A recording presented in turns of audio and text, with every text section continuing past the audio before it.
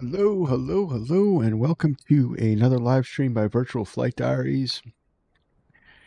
And we are here with the Ifly 737 Max. We're going to do some virtual airlines ops with Southwest Virtual Airlines. And I have two flights today. I'm going to take you guys along for my first leg of our trip. And it's going to be Tampa to New Orleans. And hey, and welcome Scott23 to the stream, as well as Drunk Billy. How are you guys today? I'm doing okay. So, all right. So we got a lot to do today. Let's get on board. Let's get this thing powered up, and let's get going. So I'm on the network today.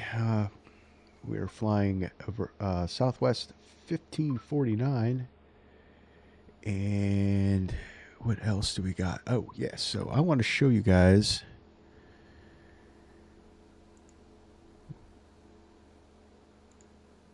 the Love Cars setup through Southwest Virtual Airlines.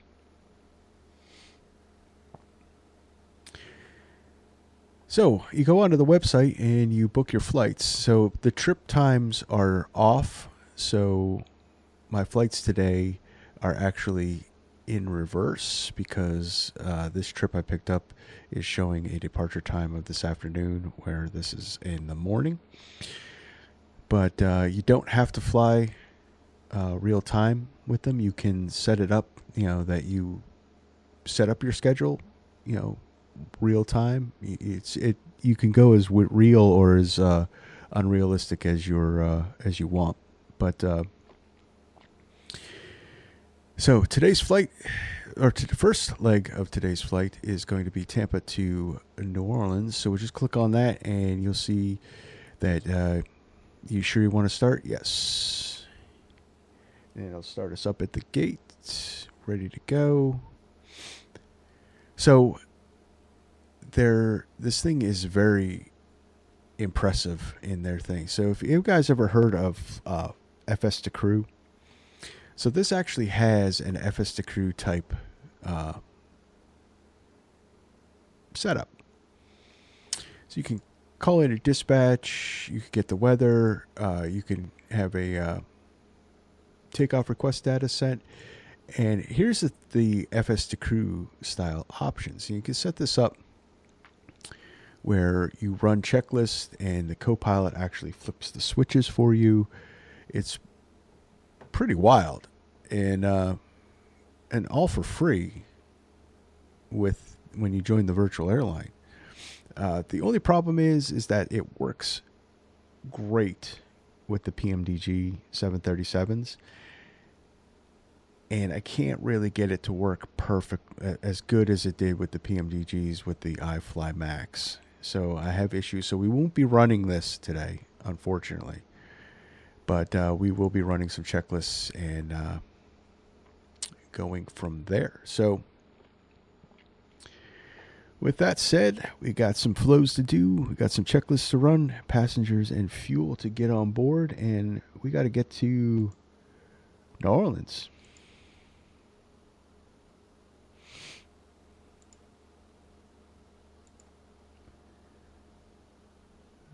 All right, let me shut you off so you're not blocking everybody's view. All right.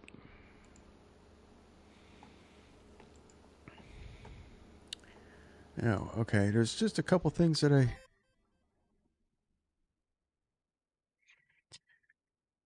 Scott 23. So the VAs you've done use VAMSys. Yeah, a lot of them do. The the I belong to Splitjet Virtual Airlines, which is a executive business jet corporate type virtual airline, and they use that system. I've actually belonged to a couple in the past that use that system. It's quite popular. This one is a native build for Southwest Virtual Airlines. And I absolutely, if you love 737s and flying pretty close to, some real world type operations, I suggest, joining these guys. It's great. So, like, say you're 2024 and all you have is the Max at the moment. Hopefully, PMDG rectifies that soon. You don't need to. You can fly the Max for all the flights. You don't need to. You can swap out, the 700 and the 800 with the Max. All right, where am I at? So we got.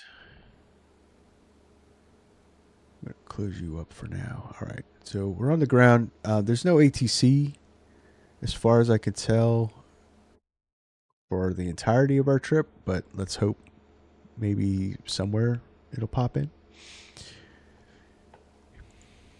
All right, so we're on ground power. So let's get battery can come on.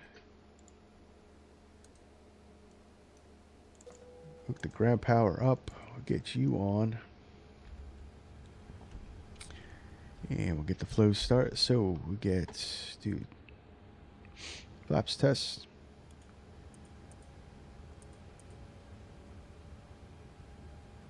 Get you aligning. Test you. Can't do the stall warning test until we're completely powered up. Don't need dome lights. Coming back down. And we'll check the battery bus.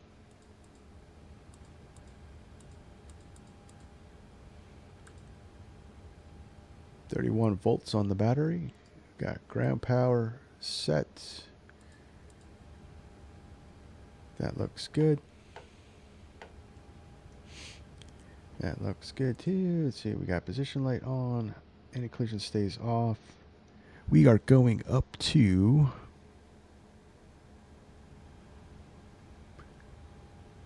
flight level 340 today. So we'll set you 340. And we'll go 50 because it's at sea level. So we got engines on, electrics off for now. Probes are on auto. We'll get the window heats on. And we got, so down, smile, frown. That's all set. And okay, so fasten seatbelt signs are off. Let's get some fuel in.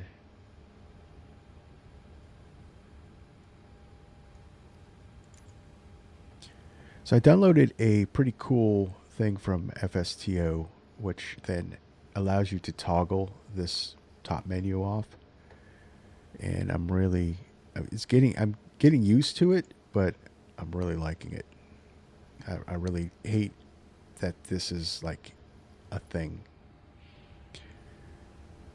So I just so there's it's a Control Alt T key combination to shut it on and off. So I just bound it to my Stream Deck.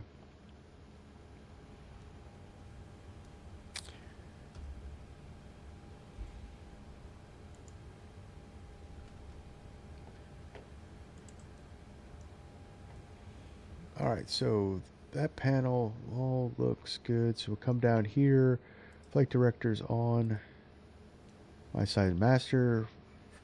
Flight first officer side is slave. Coming down here. We'll lower you, get you out of the way.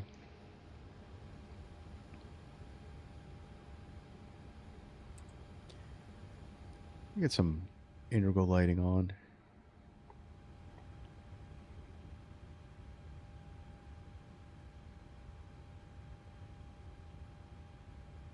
Max juice, as they say.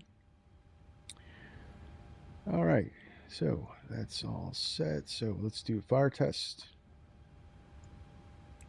Let's make some noise.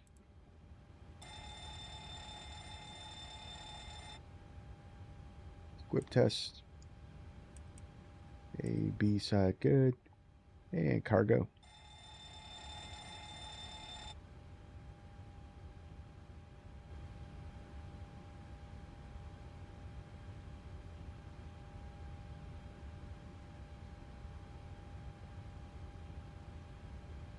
So you guys might see a little bit of stuttering because vertical sim Tampa is pretty intensive, and so is this sim in 2024. I believe it's because my theory is because it's compatible, not native.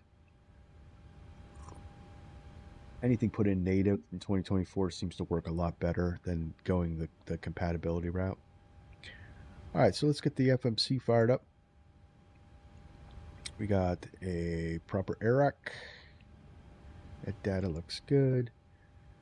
Position, we are at Tampa.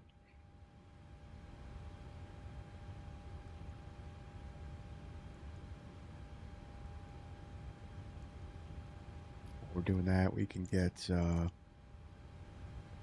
fuel on board. Truck is on its way.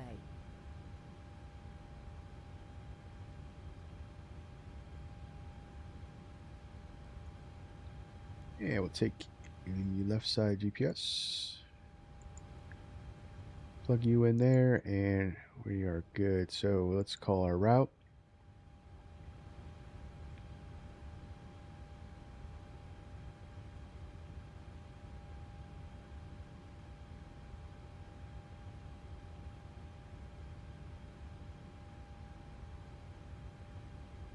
Let me get the proper SimBrief flight plan in my EFB. Fuel truck is in position.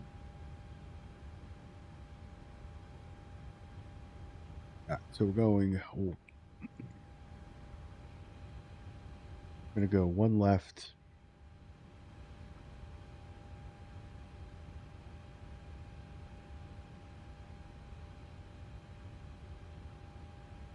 Yeah, we are flight plan, or we are flight number Southwest 1549.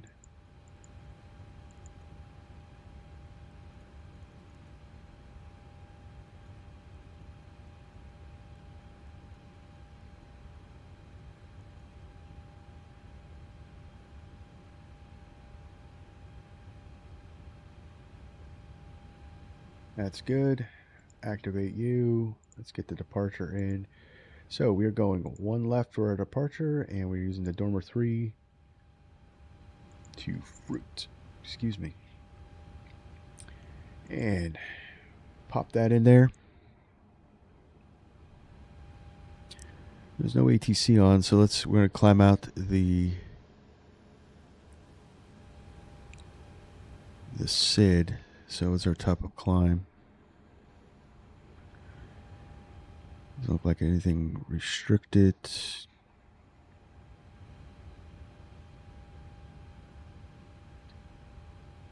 All right, so initial is going to be 6,000, so we'll get that in the box. Okay.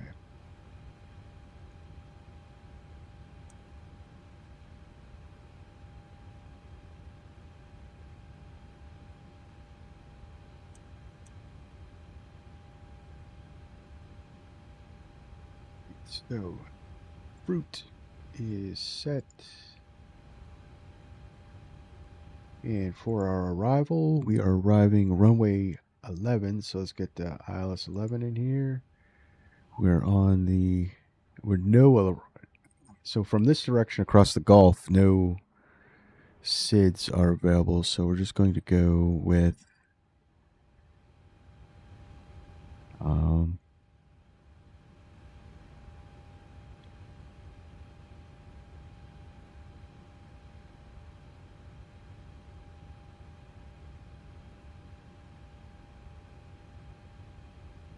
AWOD. Oh, or AUDAD. Do AUDAD. No, that's not. We'll do the AUDAD transition. That's right, AUDAD. Get them AUDADs out. All right.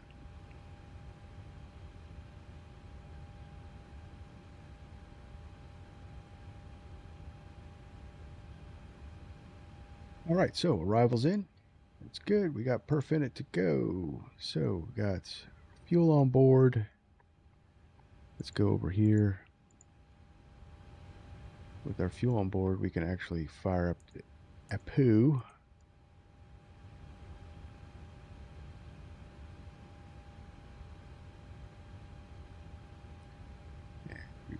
performance. We want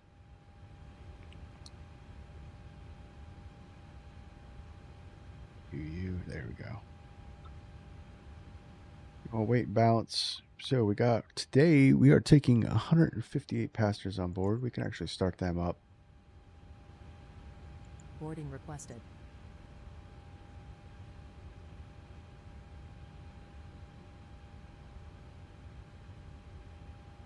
We're at 158 passengers.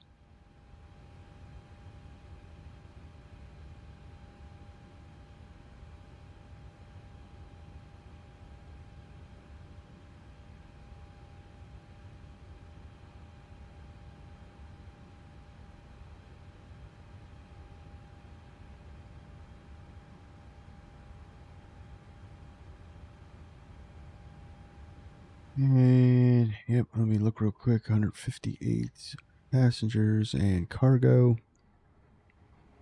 Yep, 158. We'll plug you in. Not the greatest tablet, guys. I guess it's realistic to some old school 7.3s, but it's not very intuitive.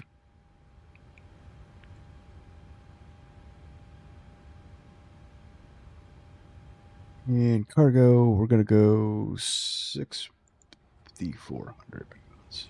Passengers boarding starting.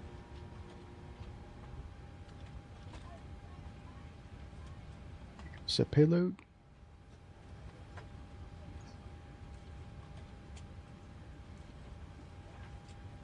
That's done. Fuel's on board. Got passengers coming in.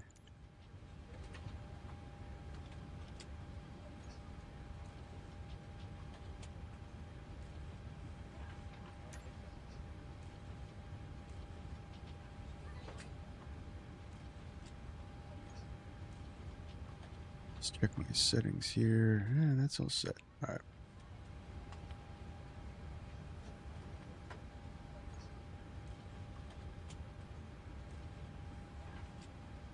Proper gate. So before starting, originate checkbook logbook on board. Landing gear pins 3 aboard. Fire and overheats checked. Start levers cut off. Stab trim cutout switches are normal. And lights test check.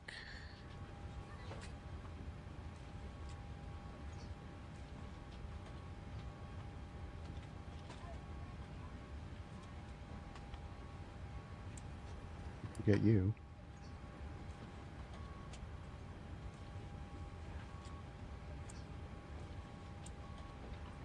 Lights test.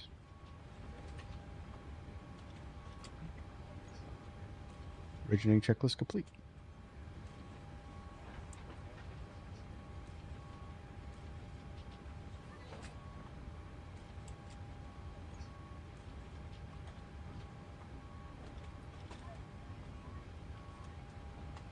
All right, so let's see what we got for request takeoff data.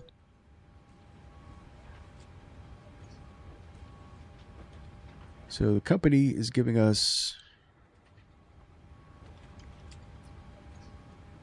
a climb to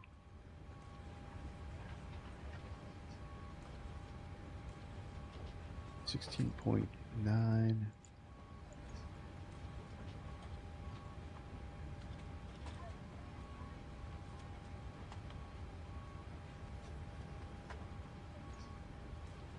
Level 410, so we're going to cruise. Winds are going to be 250 at 24.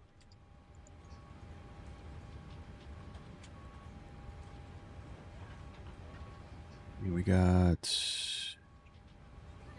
+9 on the ASA or ISA.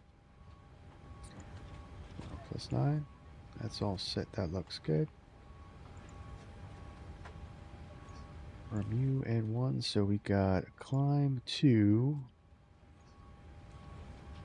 takeoff full with a flaps 5, and we are flexing to 53, so that's from the company. And that should give us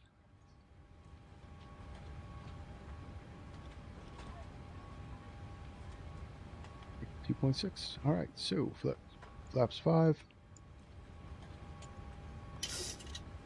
6.2, that all matches up. Well, close enough for government work.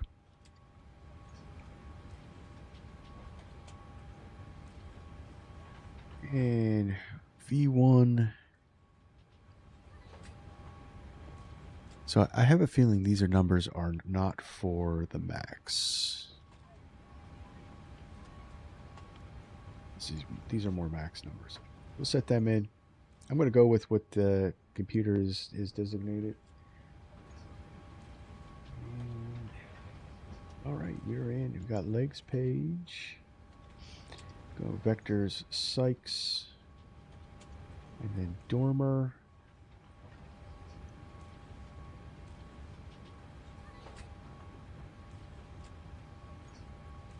And we got an auto ATC, so we'll put our transponder code in as 5756.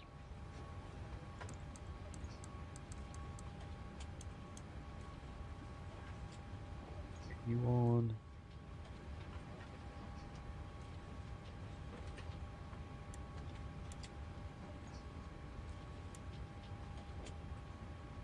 See. And test you.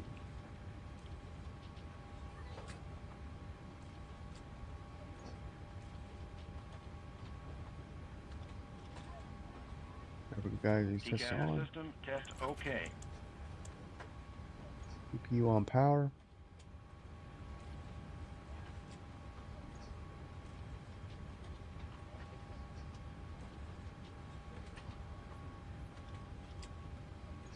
Fasten seatbelt signs on.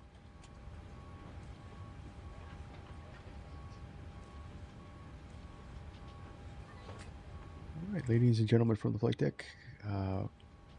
I'd like to welcome you aboard Southwest Flight 1549 service from Tampa to New Orleans.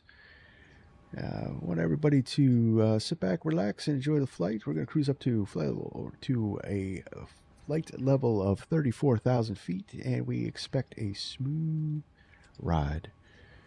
So once again, welcome to Southwest, and yeah, I lost my momentum.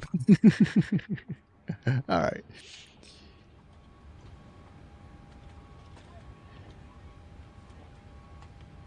Yep, we're doing a flight for Southwest Virtual right now. Got Love Cars up, and we are just prepping everything. And we are on the network as well, the Brocketeer.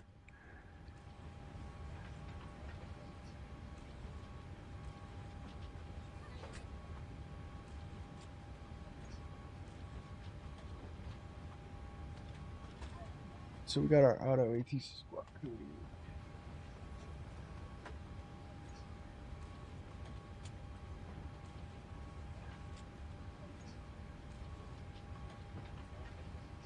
That looks good. Let's see what CTAF is, and then we'll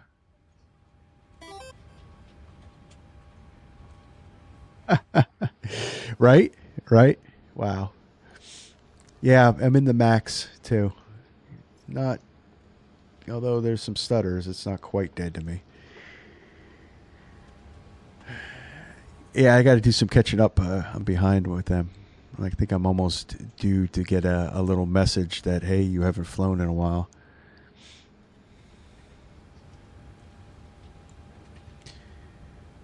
So we need a CTAF here. That's what we need.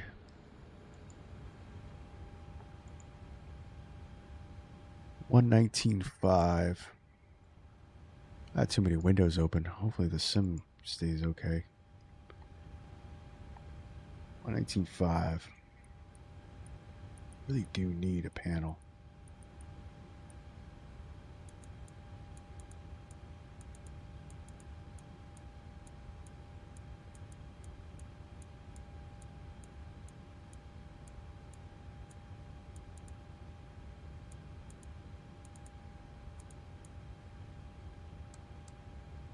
$119.5. We'll put 122.8 in.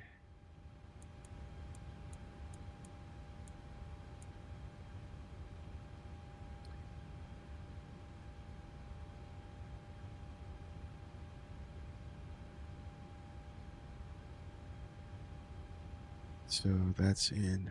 Okay, so let's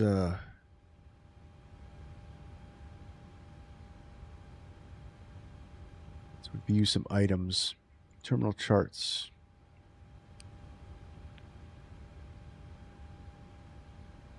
All right, departure brief. We're going to get these guys in, complete. Get a clip.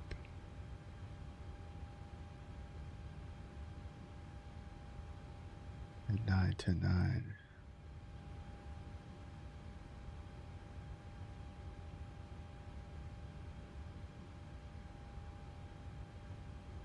Departure, we're doing the dormer.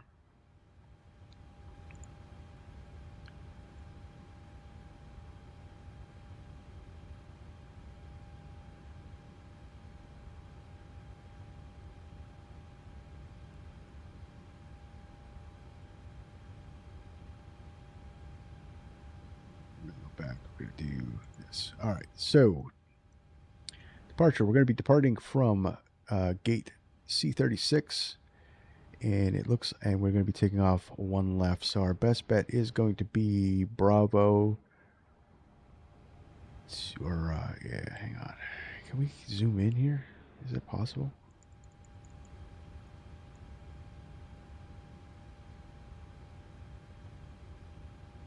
All right, so we're going to go Bravo, Bravo 1, or Bravo to Whiskey, Whiskey 1. So we're going to come around this way. No hotspots to note. Doesn't appear to be very much traffic on. ATC is not on to give us any instructions, so we will be on our own. Weather is good. No adverse conditions there. And that seems to be it. Anything to add? Any questions? No. All right. So for departure, before V1, we will stop for any abnormal indications. At V1, we will continue to fly.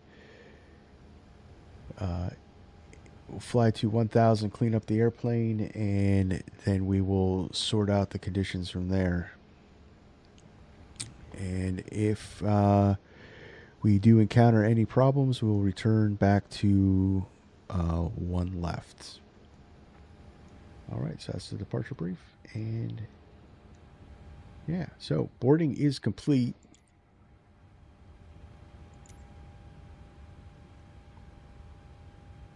So we'll get started with our before takeoff flow.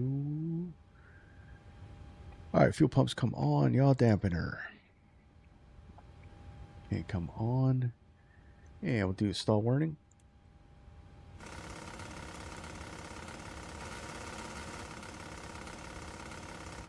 One and two is good. APU gen is up.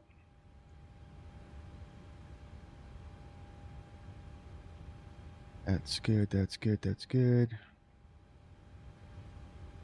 Seatbelts are on.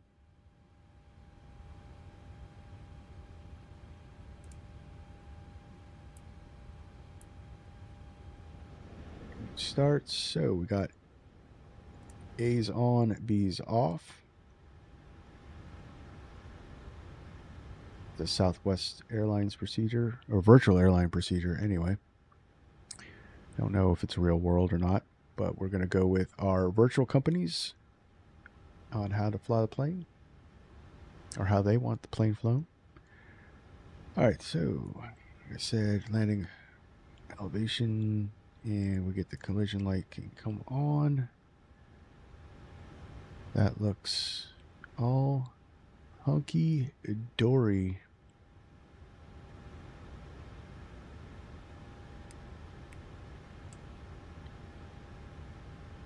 All right, checklist. Got before start checklist. FMC program briefings are complete. Oxygen masks quantities checked. EEC is on. Navigational switches are normal. Display switches auto and normal. And fuel, we have 16.9 cleared with 16.9 on board. Passenger signs are all on. Window heats are on. Hydraulics A's off. B's on. A's off. B's on. I had that reversed. A's off. B's on.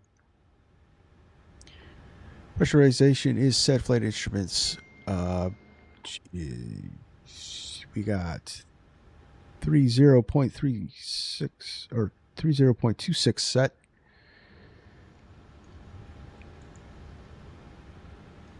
RTO. Takeoff warning monitors checked. That's good. Transponders TARA aileron rudder trims are centered and OFP fit for duty is accepted and signed. That is the before start originating checklist complete. Yeah, we are ready for pushed. So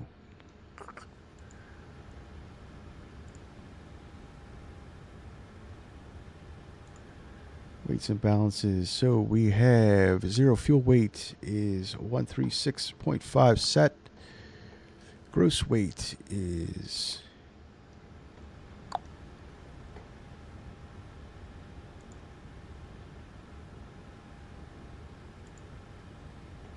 153.5 set. And cross-checked. PPW remarks are all been reviewed. N1s are set. Runway one left set. Flaps. PWB is 5 and CDU is 5. V speeds are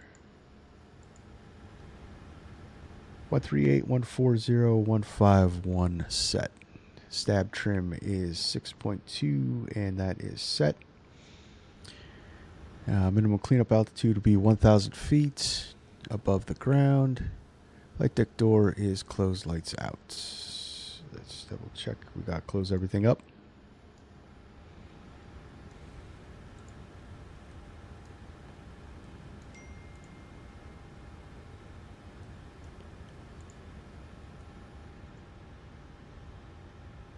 Yep, I got the generators on. Disconnect you, that's done. Go back and we got doors. Your forward entry can be closed. Flight attendants, arm doors and cross check.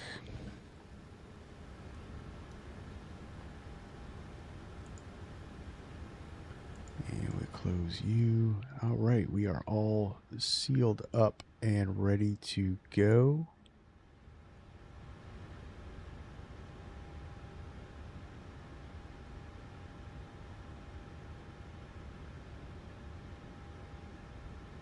We are ready for pushback. Let's go to work, guys.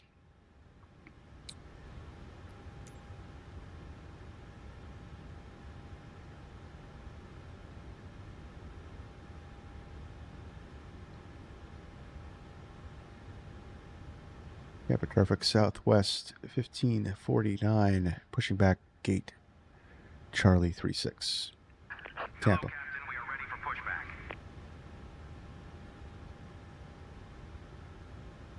All right, so we're going to go nose right. I think that's north on the ramp.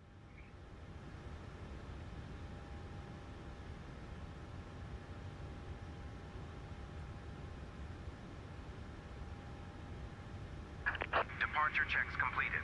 Bypass pin inserted. That's off. First start. Probes are on auto.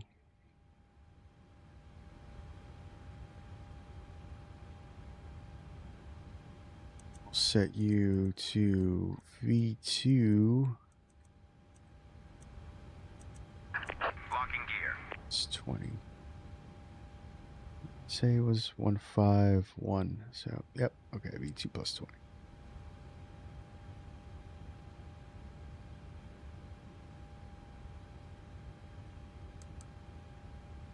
The VSO on.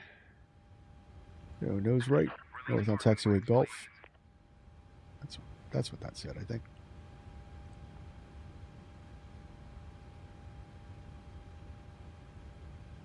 And parking brake off. Push it back. Commencing push. All engines clear. Start at will.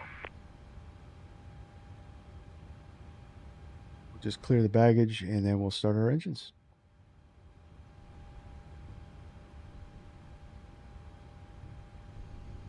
Ladies and gentlemen, if we could have your attention for just a moment, we'd like to point out the safety features of our Boeing 737 MAX 8.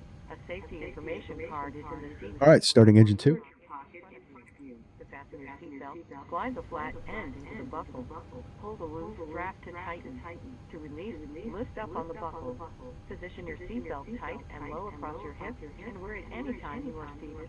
There are 8 emergency exits, 2 forward exit doors, 4 overwing window exits, and 2 exit doors in the back. Signs overhead and lights on the floor lead to exits. If an evacuation is necessary, follow flight attendant commands and leave everything. This aircraft is equipped with Oil pressure. 2 life rafts are located in the forward ceiling compartment and 2 life rafts are located in the ceiling compartments of mid-cabin. In the event of a water evacuation, use the life vest under your seat. Remove the vest only if told to do so. Pull the red strap to open the container and remove the pouch. Remove the vest from the pouch as shown on the safety information card. Place the vest over your head. Wrap the strap around your waist, buckle it in the front, and pull to tighten.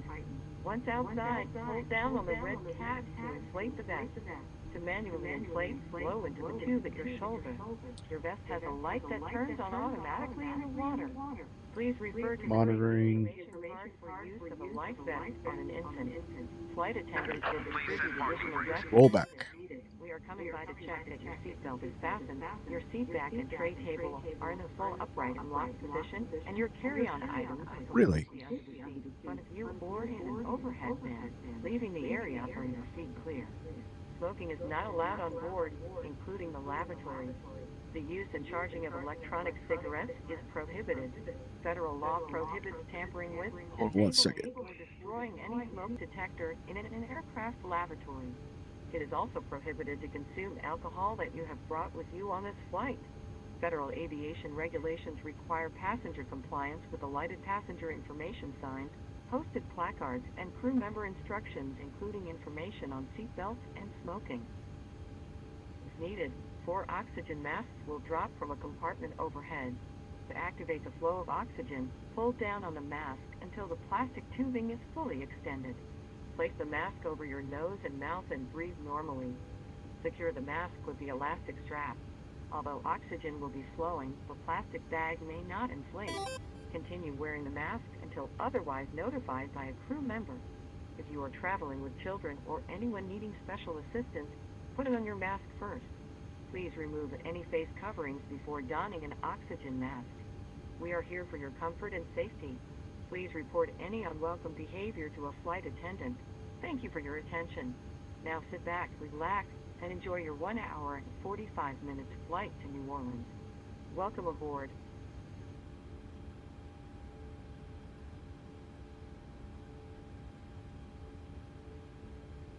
Test, test, test. Yeah, I don't know. That's weird.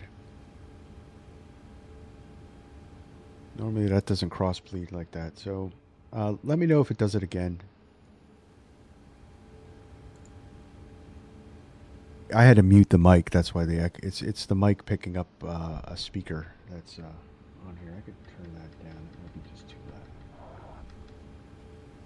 I don't know, but it's never happened before.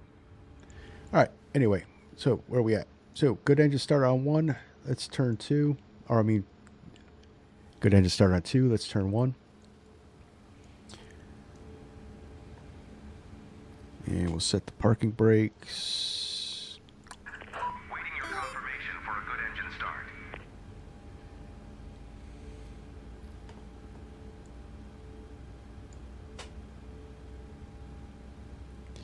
You don't utilize any of your first officer very much. So I was saying earlier that the first officer in 2024 in the Max doesn't work very well. It's got some broken elements. Works brilliantly in the PMDG, but yeah. So no, unfortunately, we're not. I'm. It's really cool option, and I can't wait for PMDG to come back around so I can demonstrate it because it works. It's a free FS to crew. Even the checklists don't run right.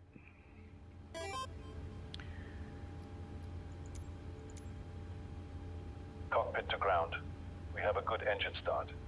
You can disconnect. Turning engine 1 is good. We got oil pressure.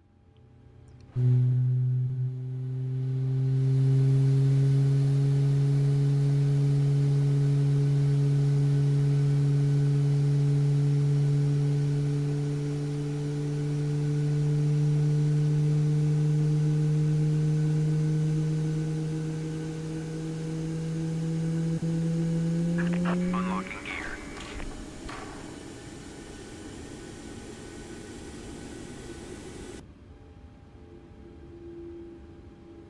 A little bit because I didn't do very many of the engine views because this stream is really going to be about kind of trying to do it right, guys. I want to do all the procedures and show you because we kind of go really laid back on the streams.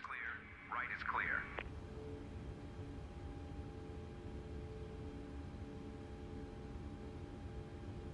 But I'll try to get as many of the cool views as I can. All right, disconnect that. That's good. We have rollback, and that is a good start on 2. Put you in continuous. Get you up and running. One of the things I was supposed to do, but is ventilate and isolate.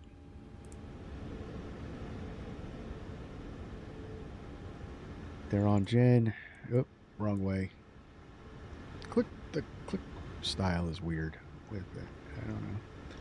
You know, there's an option in the Ifly menu to adjust that, and I haven't done it, I don't think. All right, so just real quick. So what does it mean when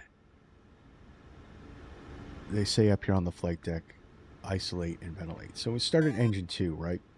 So we need the packs to start the engine.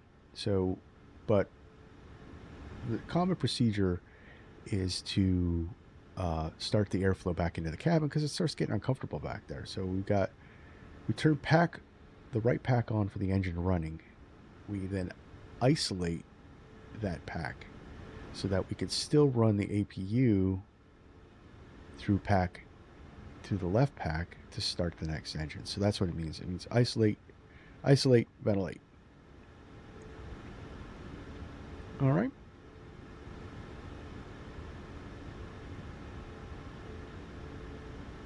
Firebird 952, howdy from Nashville. Well, welcome aboard. Glad to have you for this flight. Nashville, that's awesome. All right, so we got before taxi checklist, electrical generators are on, probe heats are on, any ice is off, flight controls are free and correct. Flight deck windows closed and locked, flaps CDU 5 indicating green light. Nope, not yet.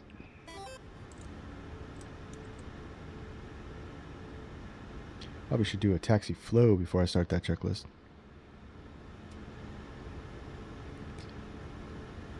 Oh, Firebird. Well, that's awesome. I'll have to check out your channel. Well, thanks for coming aboard. All right, now got 5 green light.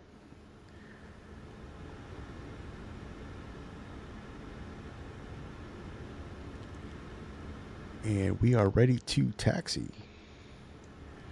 Tampa traffic, Southwest 1549, taxiing runway 1 left via Bravo Whiskey 1. Tampa.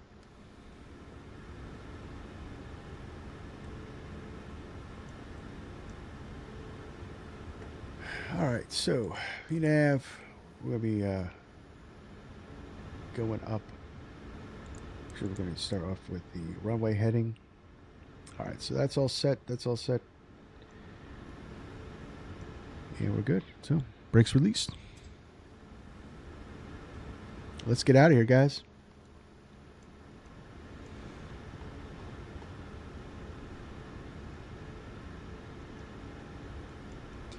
I really need 2 people in this cockpit.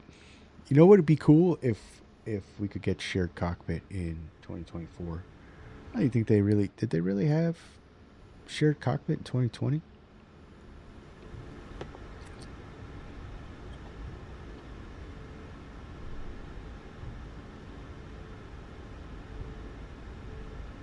What I forgot.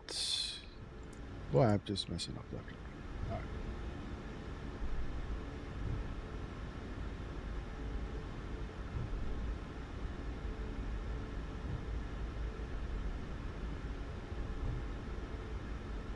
Have you guys seen some of the World Flight stuff that's out there on YouTube?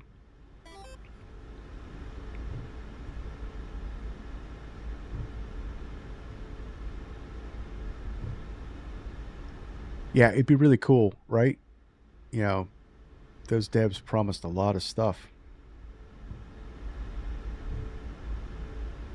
But I think doing a shared cockpit would be awesome. But I was looking, so I'm following, so I've been following the flight with Cali Crew, and I highly recommend those guys. They're doing a full simulator, and they've been running their stream.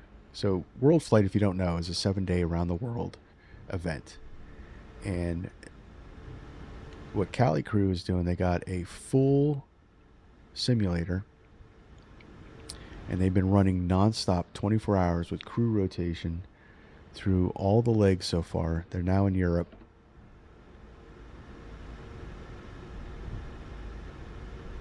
But that simulator is cool. And just the cockpit, with the immersion, with the cockpit resource management and everything like that. That's why I said we really should have shared cockpit. I think that'd be an awesome thing.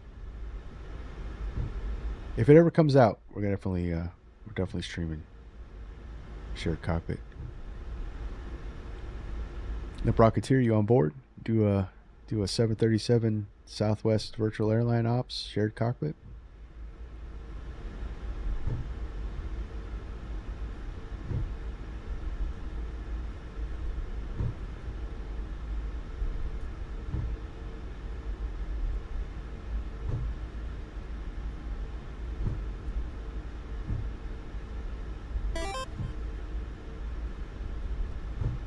I don't know. Will you? You're a 737 driver. Why not? Maybe you could be captain. I'll be first officer.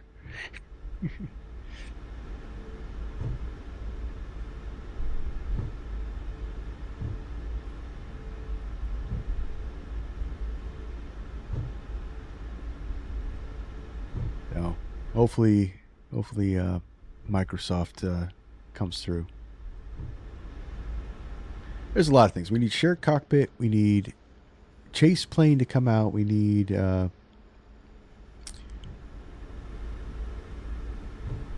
heck, I can't even remember the name of it. It was in 2020 from 42. It was like Tampa a little traffic, mini. JetBlue 48 is departing runway 1 left to the north, Tampa traffic. Oh, there you go. That's all turned up all the way loud, right, guys? Rookie streamer here.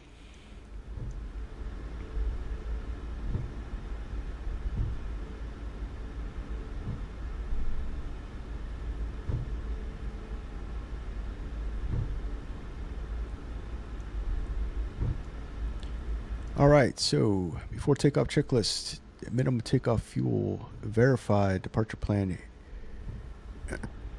complete. Flight attendants notified.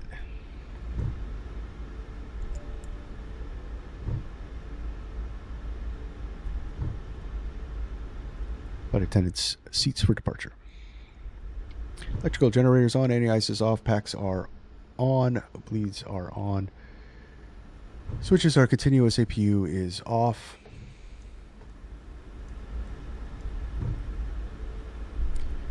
Flaps 5-5 green lights. Start levers are idle. Recall is checked. For takeoff checklist complete.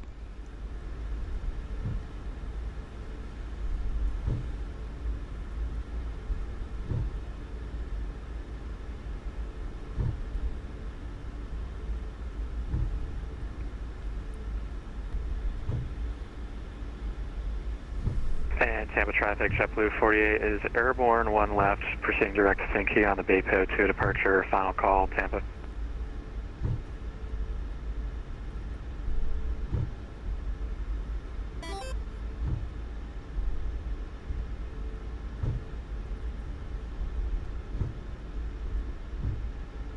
So, just fifth stream, still having problems with ATC audio volume. Any suggestions? So, what I do is, I'm not using. I'm not sure if are you using OBS? Because what I do is I actually have several channels with set up. So I got my headphones in one channel. I have a speaker for music and side audio, you know, like the flight attendants announcements and stuff like that. That's running on another channel through another separate speaker, and then I have the game running through a combination setup. So it all funnels into the game sounds for output. And with each channel, headphones, speakers, and all that stuff, I then can adjust the volume through sliders on the OBS.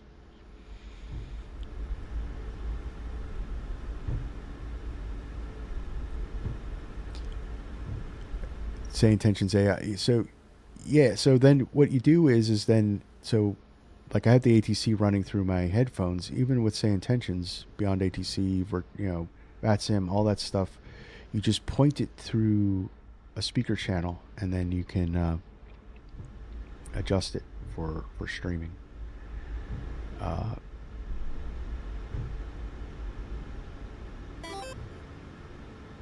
It's also plane dependent as well too. A lot of the planes actually have the volume controls here can affect the volume as well, so you're going to want to make sure you have your radio panel set up good too. All right, Limbrocketeer, the other night I decided I was going to do a flight from Pittsburgh to Detroit and didn't realize that there was about 50 people coming in from Cancun. There was a full coverage the whole way. Yeah, that was the World Flight guys. That was madness up there in Detroit.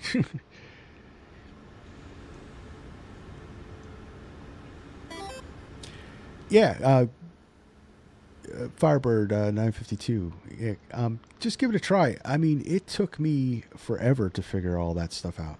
I'm not an expert by any means. All right, Tampa traffic, Southwest 1549, taking off runway 1 left, departing to the northwest. Tampa traffic. All right, let's go.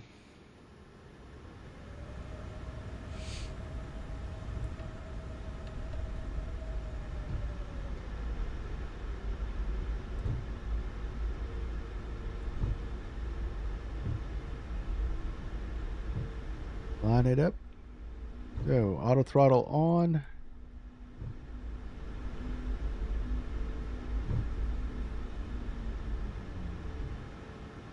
Love those tire rubbing sounds.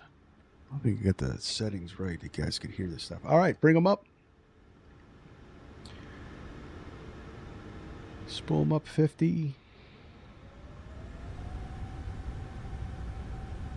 Toga.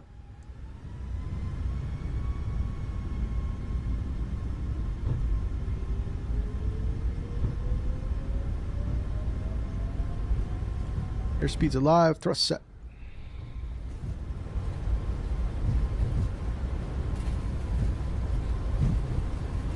80 knots.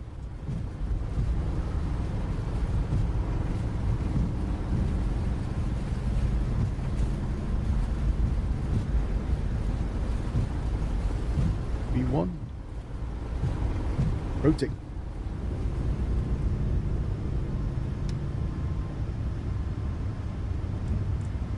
How's the rate? Gear up. Oh, yeah.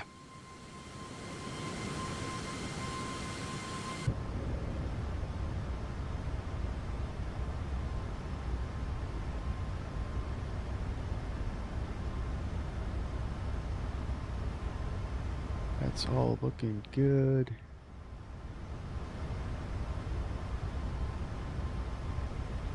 Tampa traffic, Southwest 1549, just departed runway 1 left, climbing through 1500 for 6,000. We'll be climbing out the Dormer 3 departure, last call, Tampa. All right, command on. Let's go direct.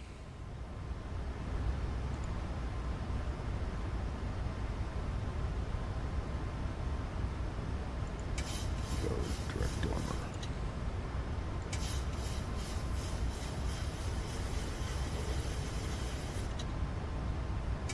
LNAV set, and let's go. We can climb up to 3,000. If I could talk, flight level 340.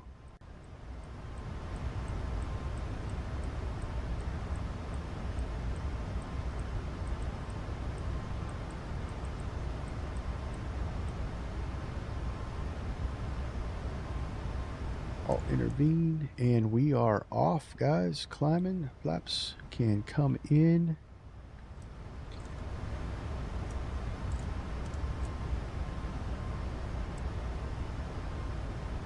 Off, and I like the big screen.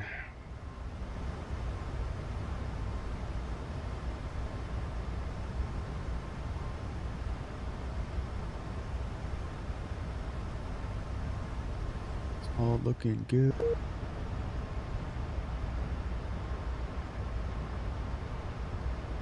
What?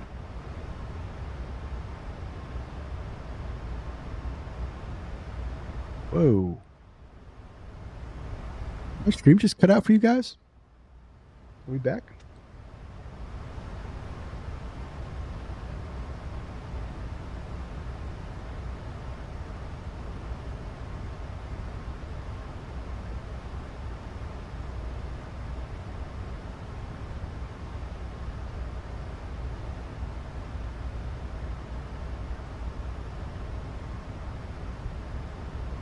Looks like we're good.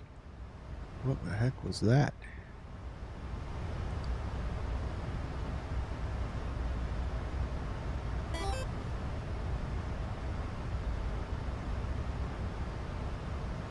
Are we back though? Yeah, so I kind of like had a blip on the internet. All right, we're good.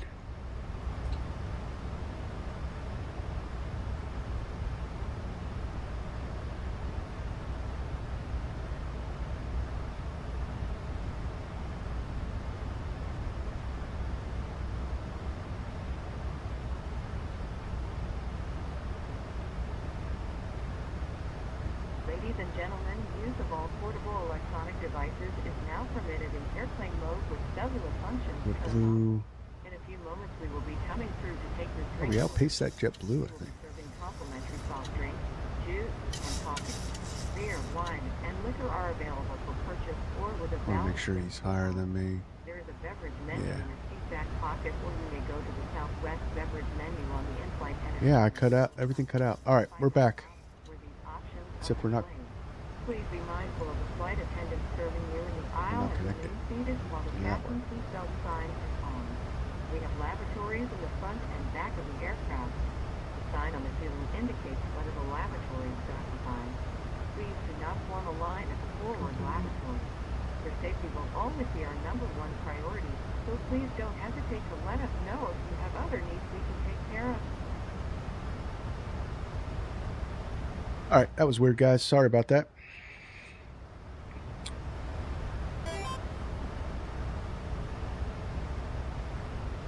Yeah, I just saw that. I just reconnected.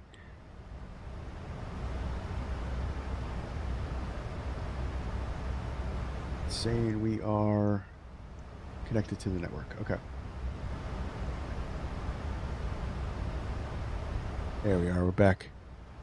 Back on the map, guys. We are on the map. All right.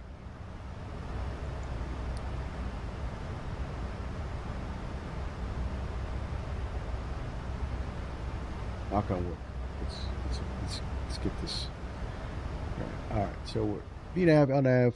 All right. Climb it up. Let's do. So with Southwest Virtual Airlines, the operator wants us to keep the landing lights on until flight level 180. So that's what we're going to do. And we got.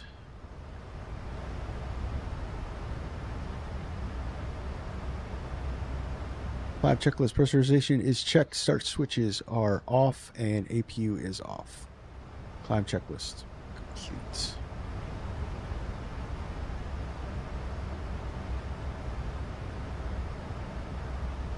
And so we're above 10,000. So you know what that means. Let's get some music going.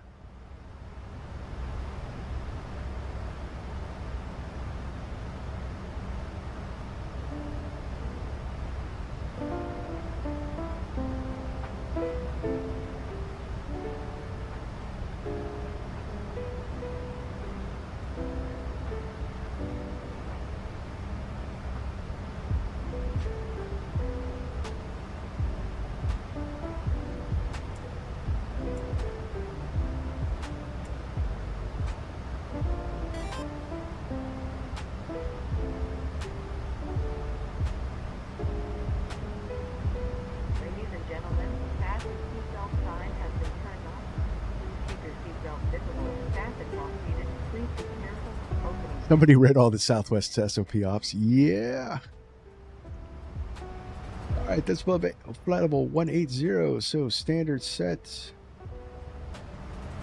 Standard U. Landing lights off. Yeah, I don't know. I have a tendency to try to read all the manuals.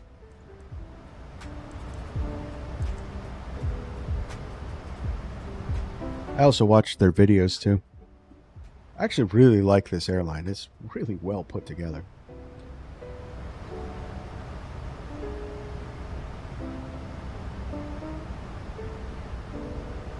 They've got some talented people at their end.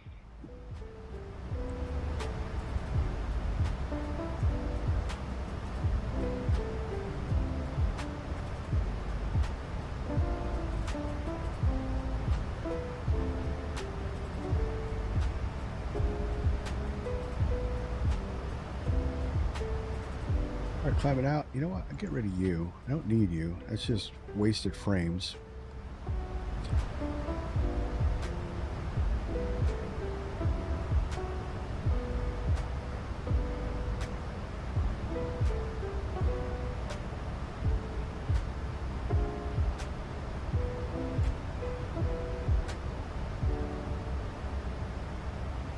We can go, let's see, edit clip. So we need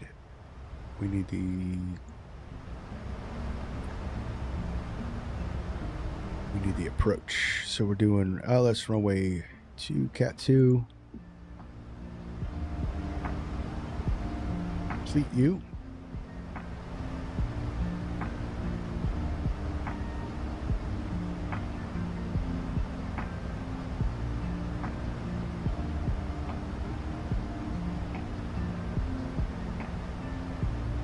So clean up here. Let's bring it up to 80.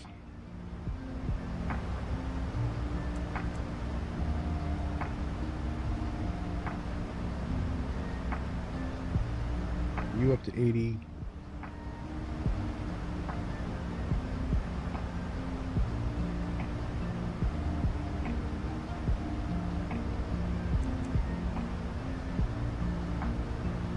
And we're cruising now. All right, got about less than an hour in flight, and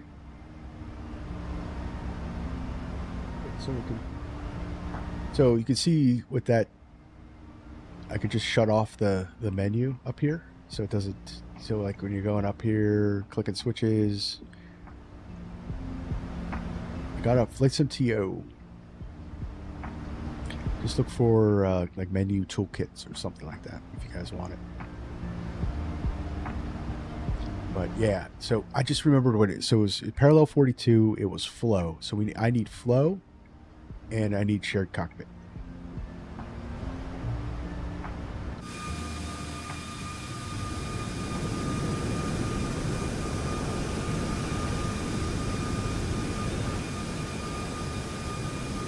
And I need chase plane.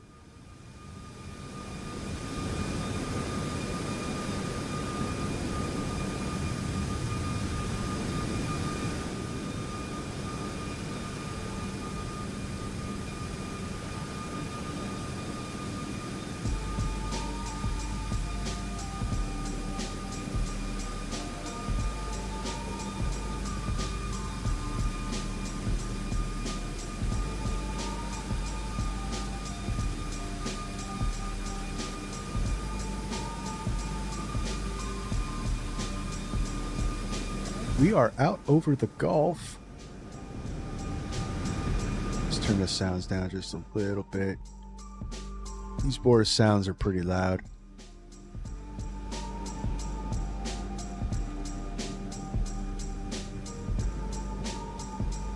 Yeah, so it's pretty cool. So I had a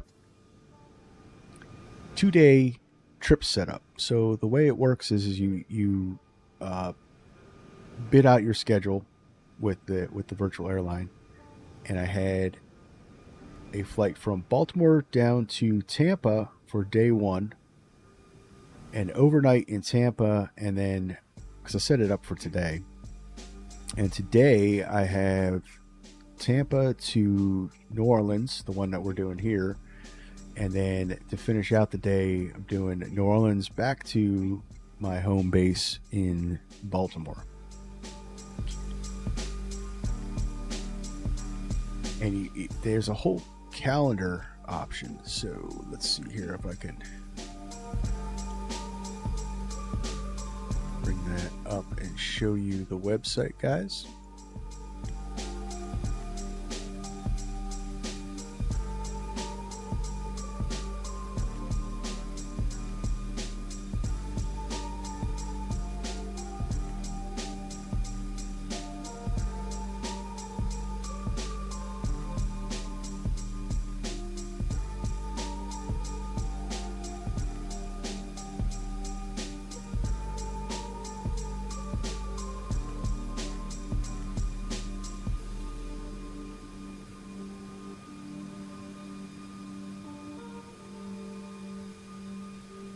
Where are you?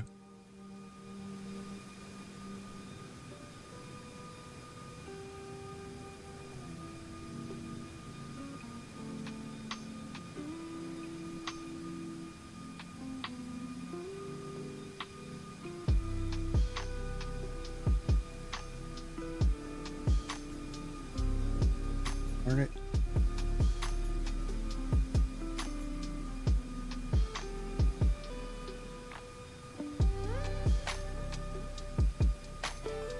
Oh, that doesn't seem to want to work. Oh, well. I'm sorry about that.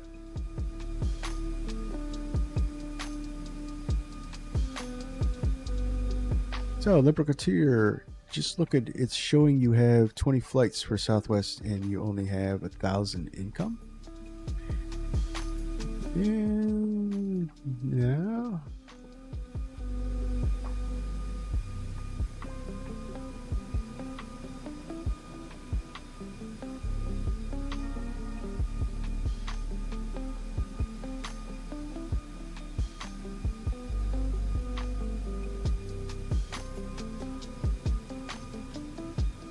Yeah, so 20 flights is right.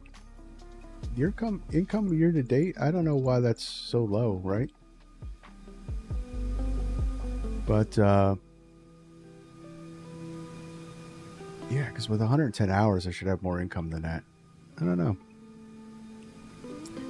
But 20 flights. So I took a long, when 2024 came out, and then I went 2024, dumped 2020. I did take a long leave of absence.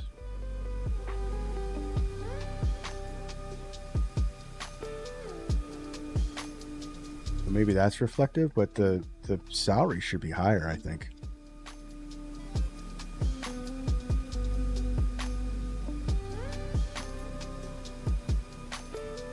Yeah, it should. I should be higher with 20 flights, right?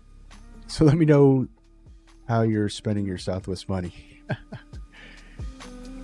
Vacations to the Caribbean. Vacations to the Caribbean.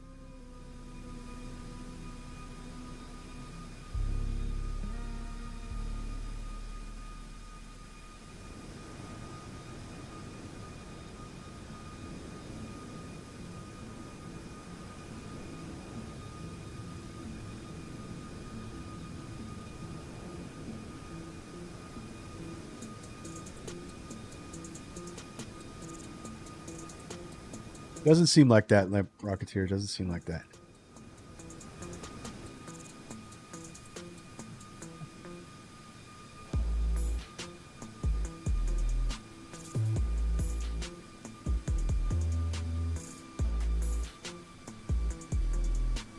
Whiskey and women. That's what I'm on, right?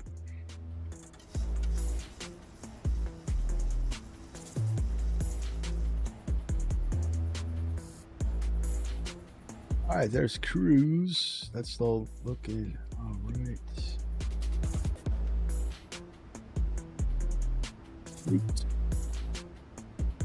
We are on our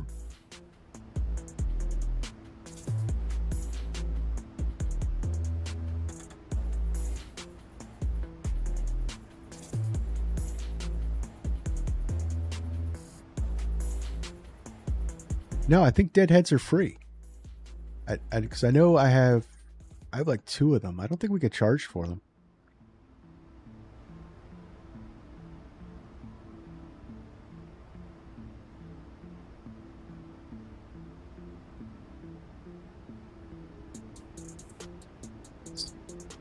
So let's see, because I have 2. I think I have 2 deadheads. Let me look at my logbook.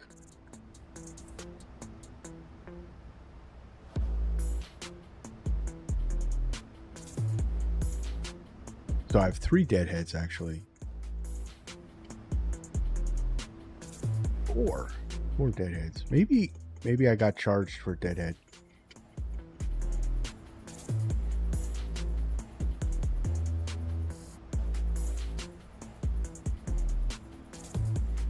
I want to go to Southwest Life and see if I can look up my money.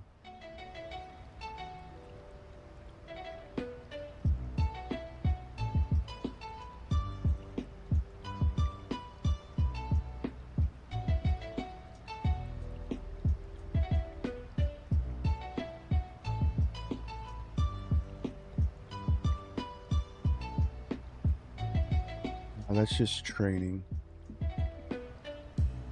Heck.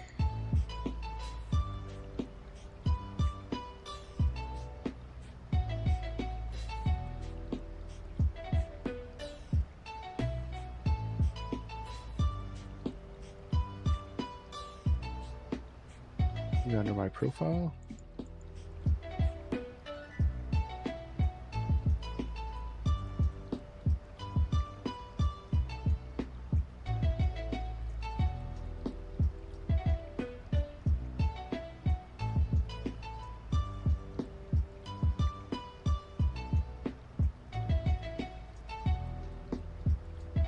It seemed to. So you made over $400 just for your flight from New York to Tampa. It's going to be because you haven't done a flight in so long or something that you're getting charged. Oh, okay.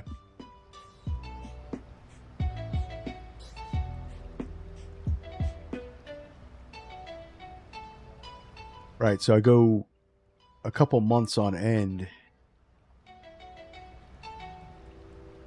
Okay.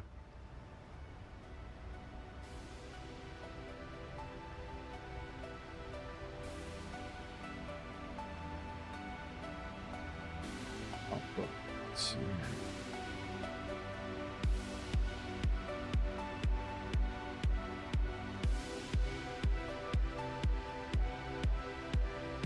So BWI to Tampa, I got paid $434.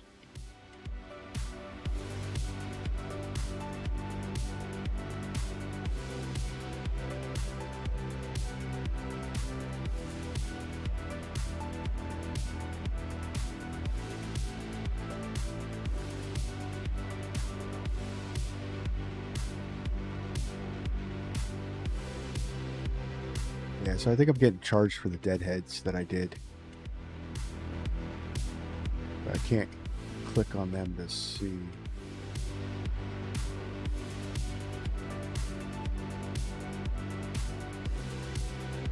Yeah, so in September, I flew to Tennessee and then I deadheaded to Providence to pick up a flight back to Baltimore.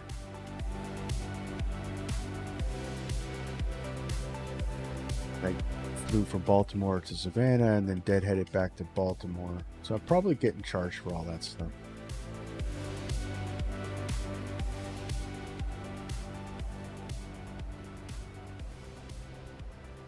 Just so sorry, your flight sim nerd brain working overtime. I need to get a different hobby. No, we can't give up the hobby.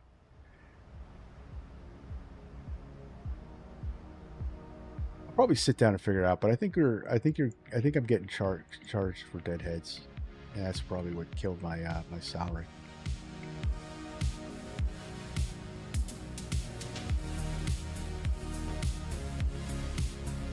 Because I should have like almost with an average income of 200 to 400 with 20 flights, should have, you know, somewhere around 6,000.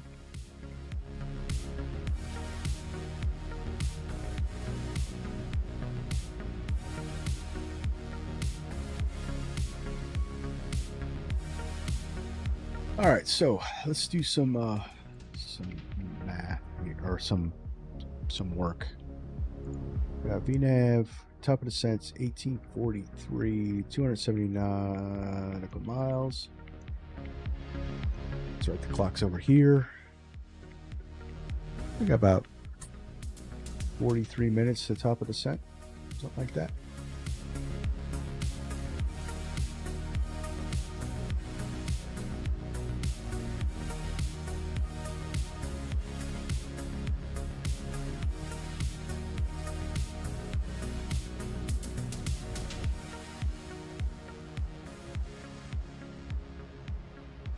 All right, that looks good. All right, so we need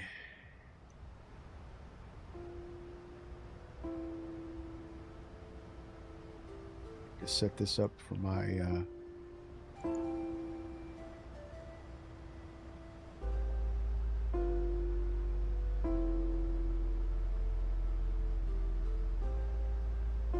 going what is the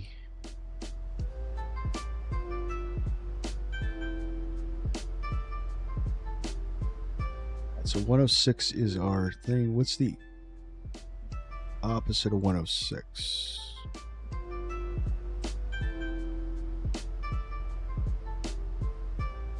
Two 286.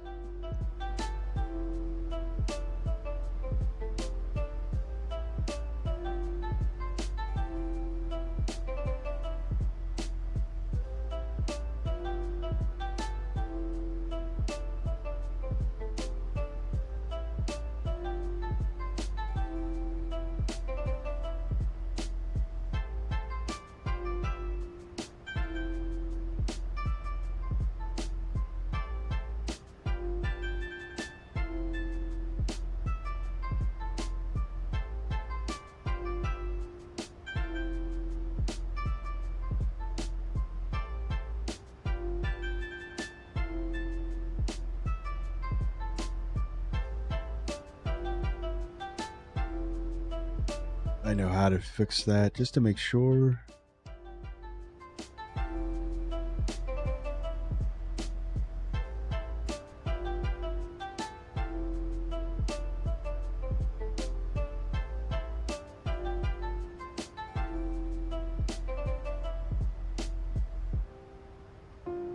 Let's look up some charts here.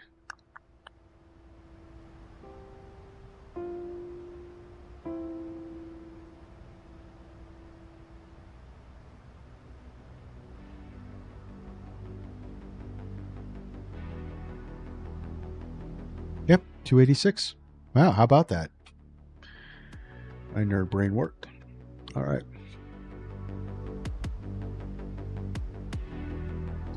Talk about trying to visualize a compass rose.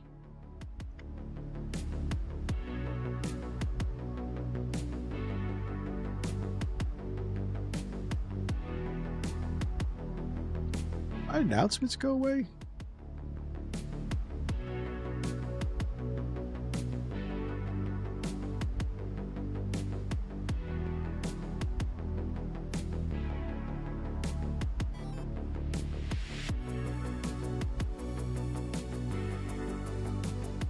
+2 -2. Yep.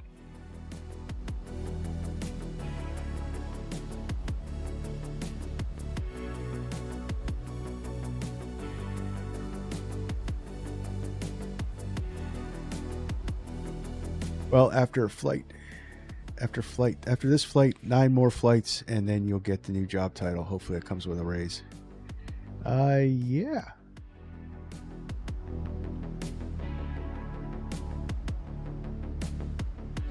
And hopefully PMDG drops their 737s, because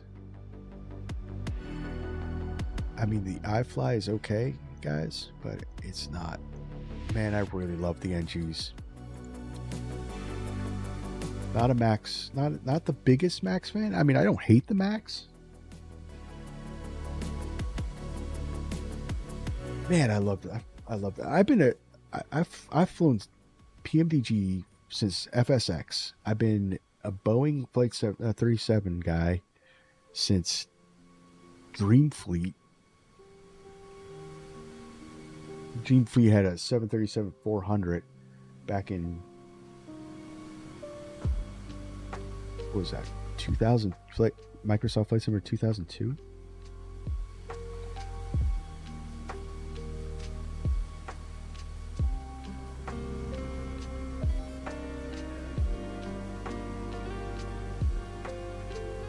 PMG has one problem. What's the one problem that PMG has?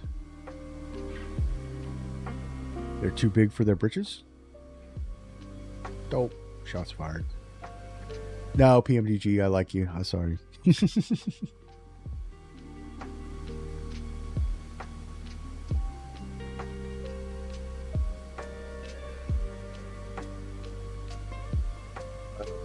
Well, yeah.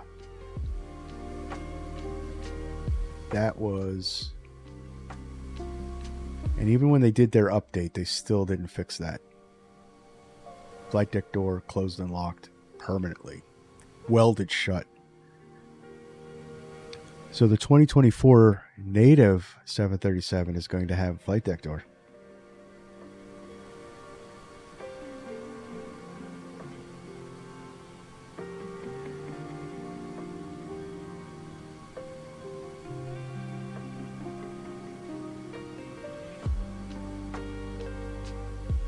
And Boris will bring his sound pack over.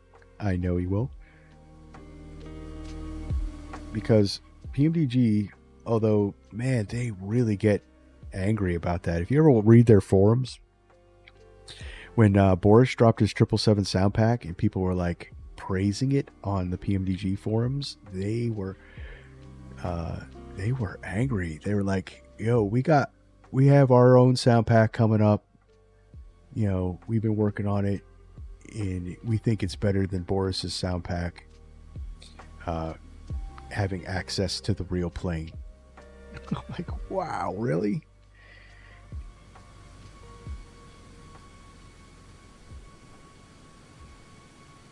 Their pricing model sucks.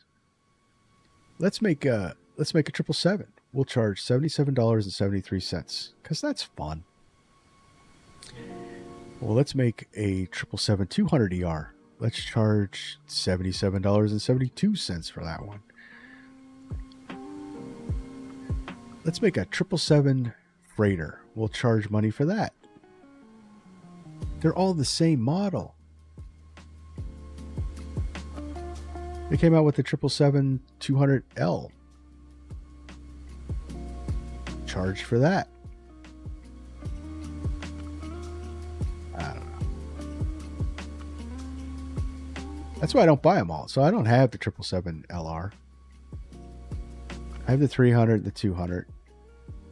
And the freighter version is just the 200 with the cargo bays. I don't know. They got to make their money.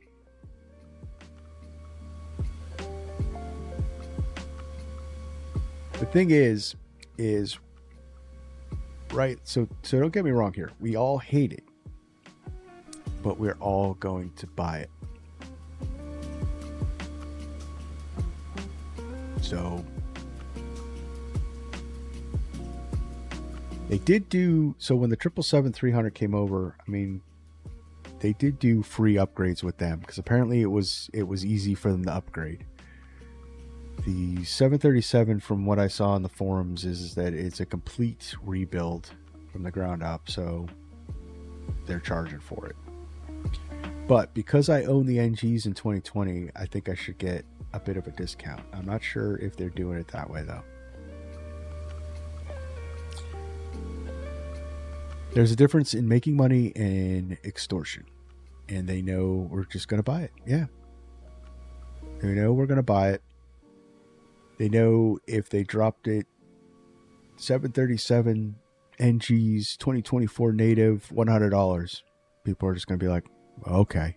Yeah, people are going to complain. Some people might not buy it, but a lot will. So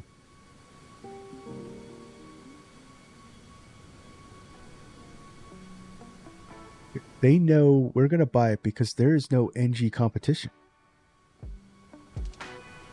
So we have Asobo's garbage 737 Max, and we have Ifly's 737 Max, which is okay.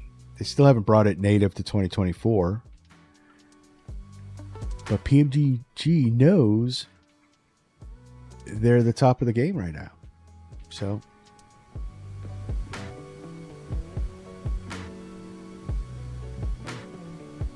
yep, buy first, complain later. So everybody will buy it, fly it, and then complain that they bought it.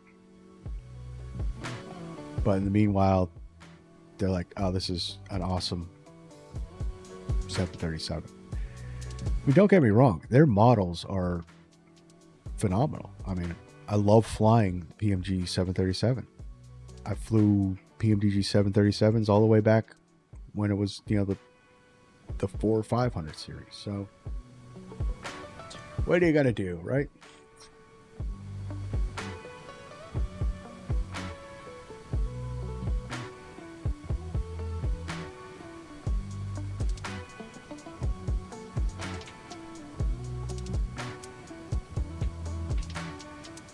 So we got checklist up.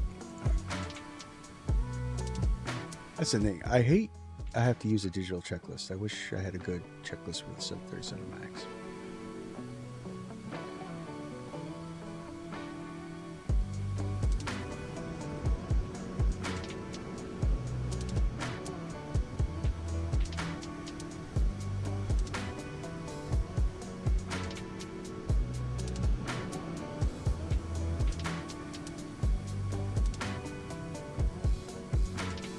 I mean, Ifly looks good. I mean, I don't know where.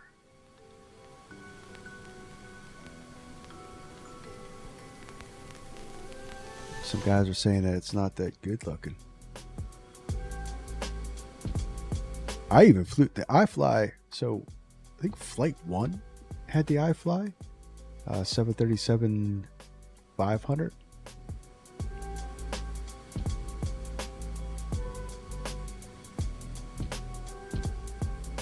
I used to have a fishing boat, and I thought that cost a lot. Right? So I had I own a fishing boat as well, and the amount of money I've spent on the fishing boat probably goes well beyond the money that I've spent on this hobby. So, and that's just for, and what do we have fishing boats for? Our entertainment. There's no other purpose for it. We're not commercial fishermen, right? So we're spending thousands on entertainment.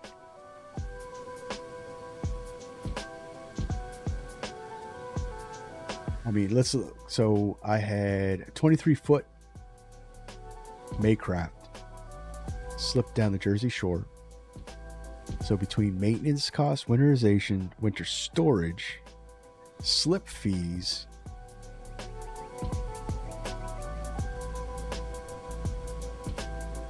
thousands a year.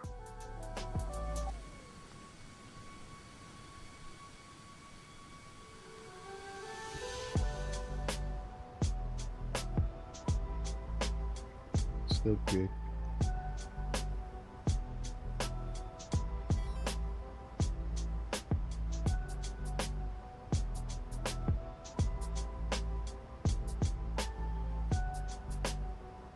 Between Shimano, Bass Pro Shop, VATSIM, yeah, they got most of my money. Oh, yeah. And let's not talk about the fishing stuff, right? Saltwater tackle. Okuma reels and rods. The lines. Lures, hooks. Setups. I actually learned to tie my own setups just to save the money, because to buy commercial made setups, for the different fishing and the salt was just too much.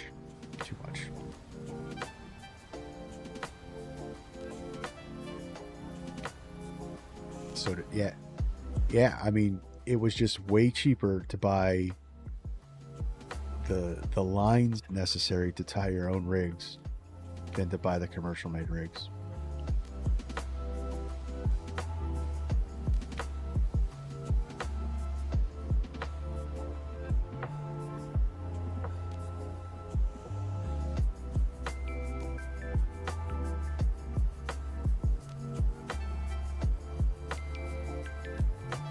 All right, so we're all good.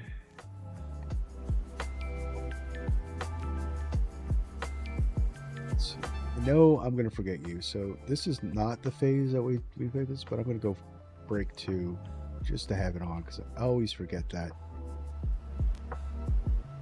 And you know when I remember? Right when the mains touch down. And I go, manual braking. I didn't put the auto on.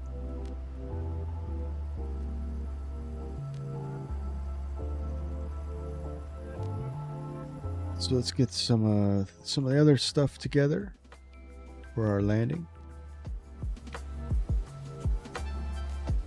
Still landing runway 11 over in New Orleans.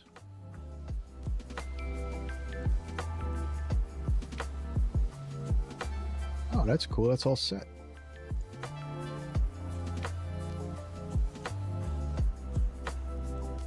Remember, that was a thing with the Ifly. Did it preset the ILS based on your FMC? It's 1099.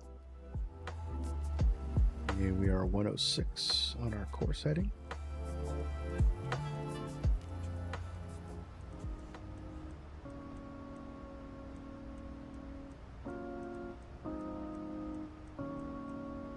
Yeah, so I need to get some Boeing stuff. Get the wind wing stuff. I think we're gonna go 737, what are they at the PFP? Maybe with this. I don't know if that's already on that one. And the FMC. On top of pre-ordering the Airbus throttle quadrant Oh boy. Wife's gonna kill me.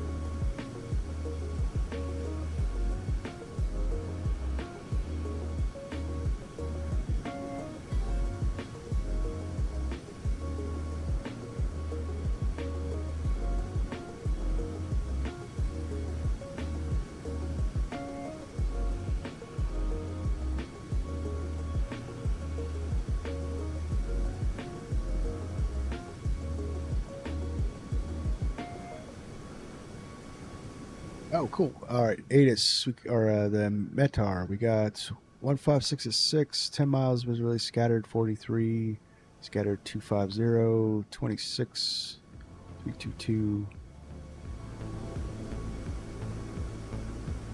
Nice. So a little tiny crosswind. Should be good.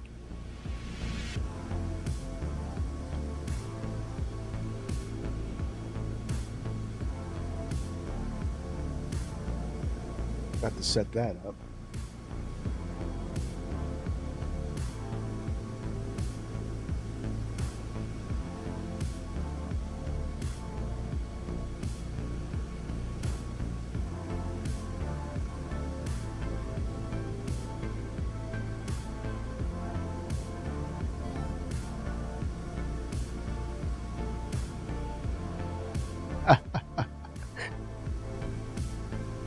It's perfect. It's perfect.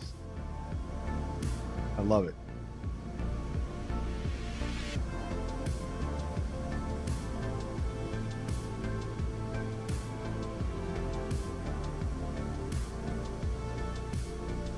Limp Rocketeer says, I'm trying to be a good FO best I can from 3,000 miles away.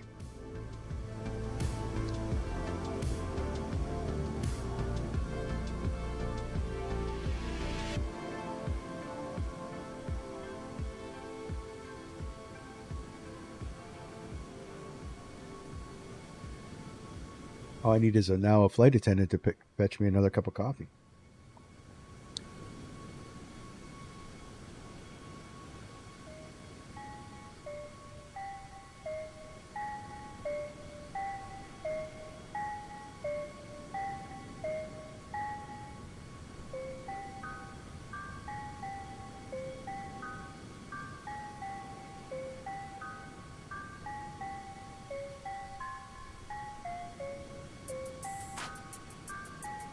All right, so we're actually getting very small on the thing. So let's double check our.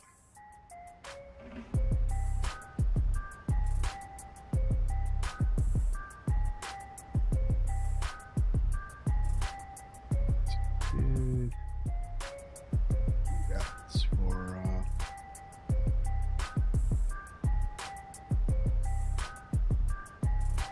first page. Nav page, so 116 nautical miles to our top of drop.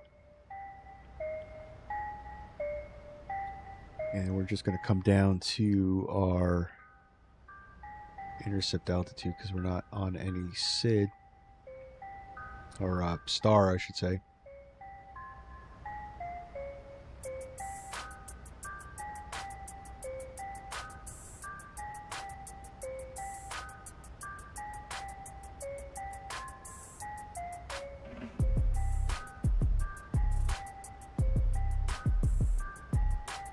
We want to be at Audad at 7,000.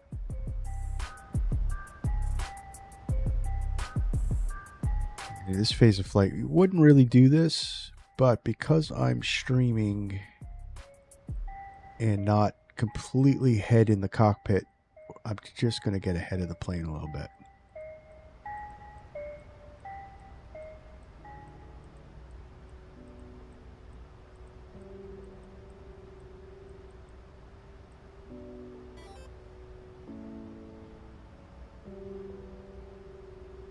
Because we're coming up on our descent. And that way I could still keep talking to you guys and whatnot. Can I go to my descent page? I can.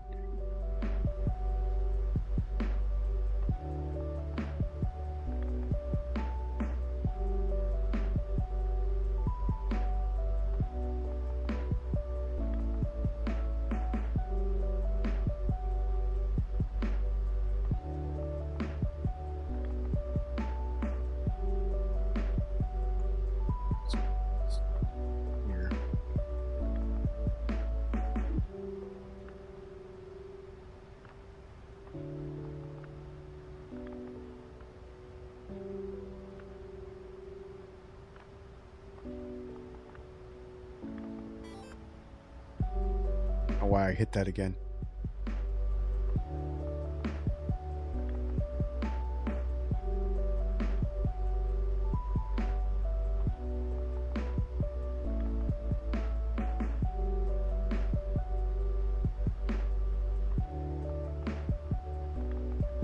73300.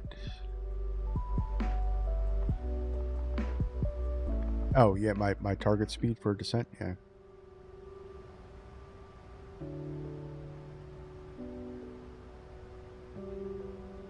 That looks good.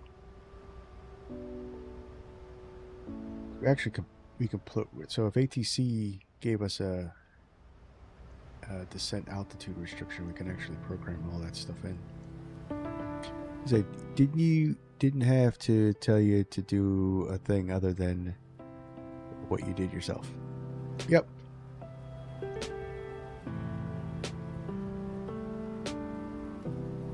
But FO, you're supposed to be doing all this stuff, right?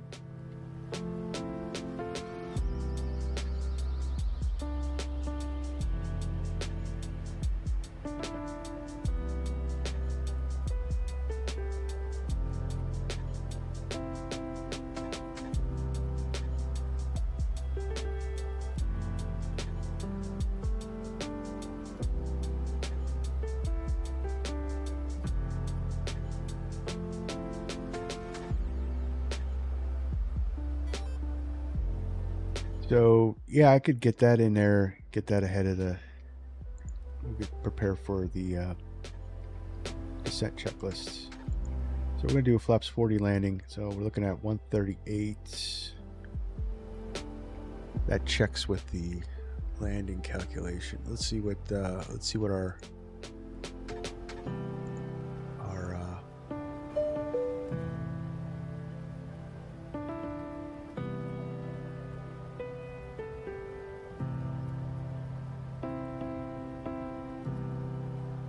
So it's actually given us for a flaps 30 landing with a VREF of 144.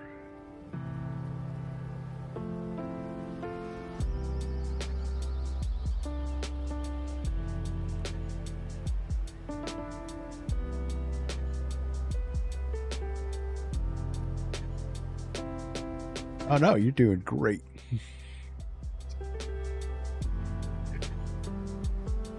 Oh, I love it.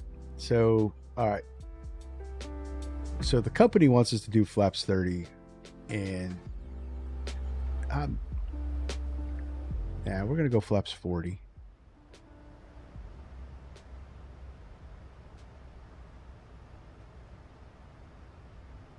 Let's try. Let's request that again.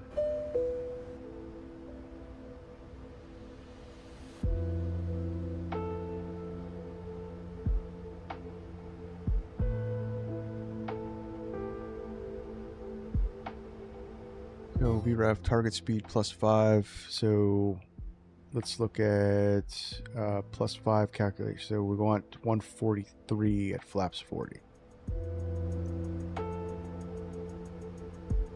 143 at flaps 40.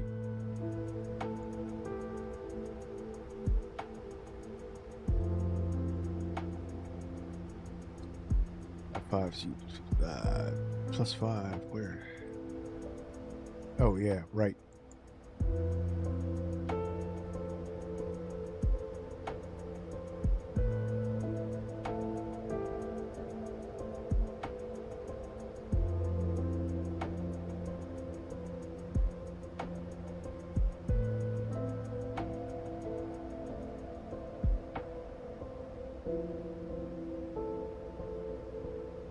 Yeah, there you go. It highlighted. All right.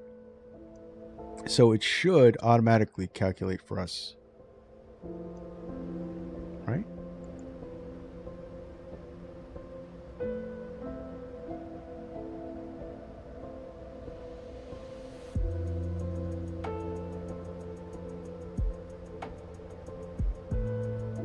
Yeah, so the wind correction should...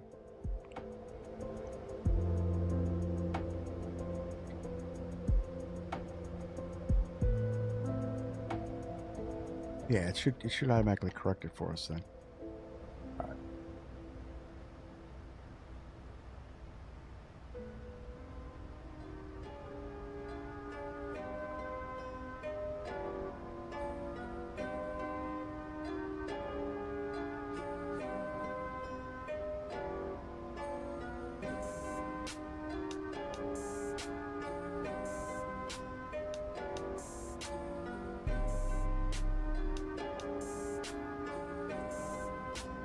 It should be up there.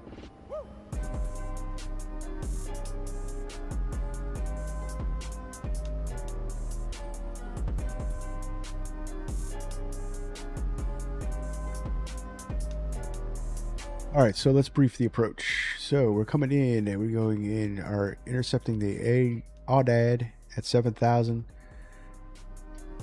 which will bring us in on the approach. So we're crossing Turtle, which is our initial approach fix. We're intercepting the ILS at 2,000 at Mudberg.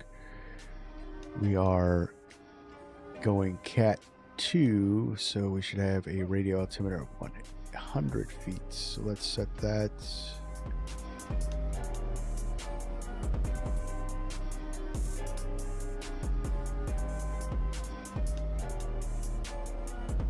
So because we're doing a Cat 2 landing, we don't need the barrel reference, just the radio altimeter. A minimum of 100 feet.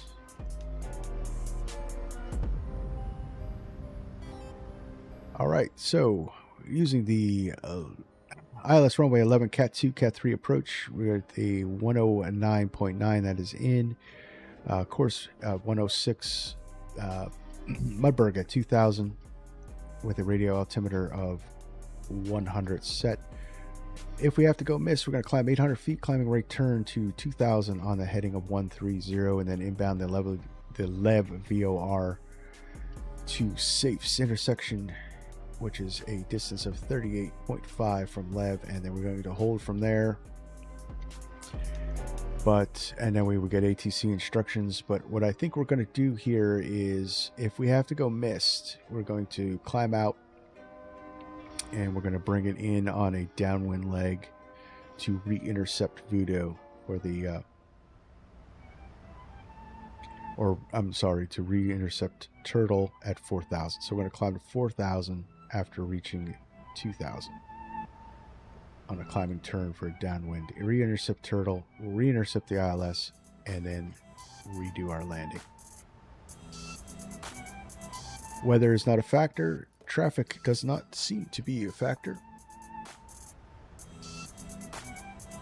Got a couple planes that are currently landing at MSY, but they will be on the ground well before us. ATC is still not present, so we'll be vectoring ourselves for the approach. Any questions? Nope. Good.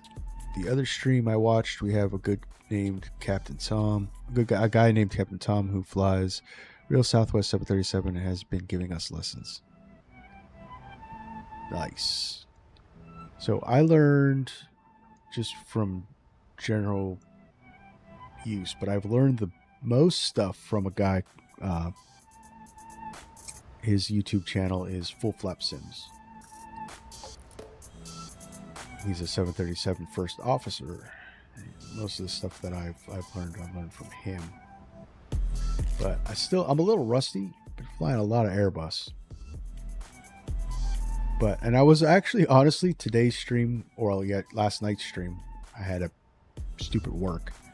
So we got bumped to today, but today's stream was actually supposed to be the Airbus, but I loaded into Phoenix Airbus because I was going to do some Delta virtual ops, and it's not doing too good. I don't know. I was getting a lot of frame drop. So I don't know if this last update kind of messed things up with Phoenix. I have to take a look at it. I may have to delete and reload a fresh instead of just the upgrade. Sometimes that works.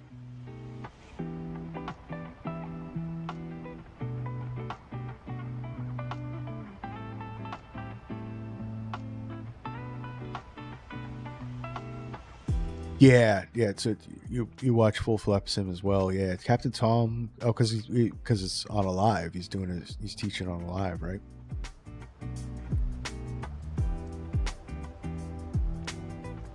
That's the best stuff.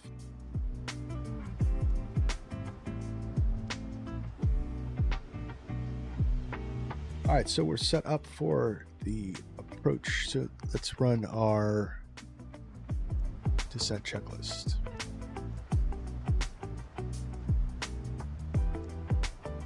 All right, descent checklist. We got minimum set, VREF and V target speed set, auto brake is set, and recall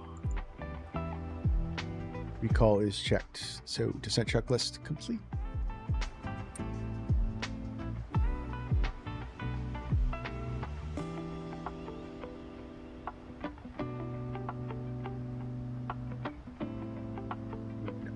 My streaming checklist. Let's get flight recorder up and ready to go.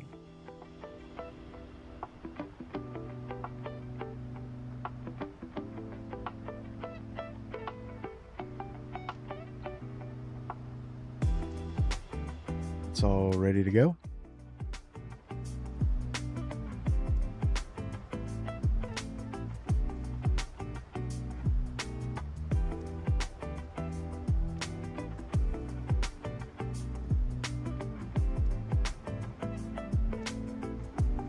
The top of drop is set to HRV. I want to keep that discon. We're going to go on a 286. So after HRV, we're going to go on a 286 and kind of just do an extended downwind. Continuing our descent down to 7,000.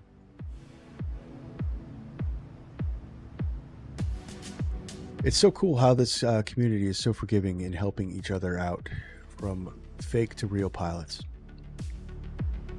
That's the great thing. And that's the real, where the real YouTube streamers come into play. You could, you know, like with me, you can ask me anything, like streaming questions, like, you know, on how to run the stream. I've tooled around enough with OBS that I have a really decent working knowledge. It's still, there's some aspects of OBS that are a mystery to me, but yeah, and everything that I learn from this is from, because I, you know, like you said, I'm not a real pilot. I play one on TV.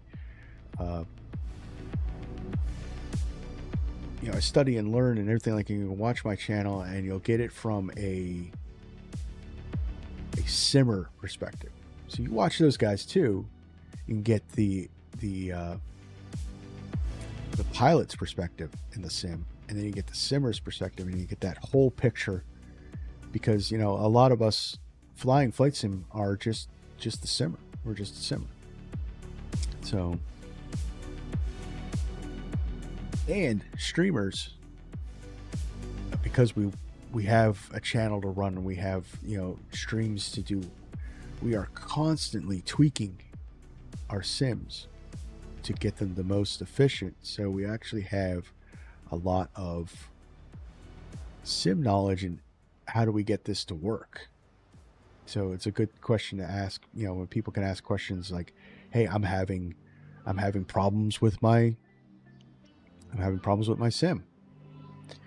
you know, it's doing this. Hey, well, I've tried this. It's not a good question to ask a streamer, hey, you know, what FPS you getting with this? Because that is so computer dependent.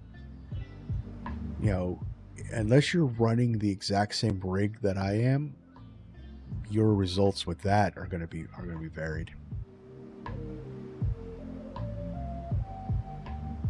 So fried chicken number 1, hey, welcome to the streamer chat.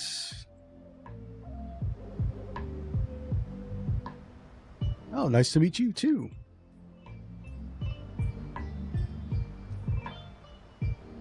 All right, so what's CTAF for? I don't want that. I want 119.5. We had 119. Really? CTAF was 119.5 for both Tampa and. Well, that's convenient, right? Do I have that right?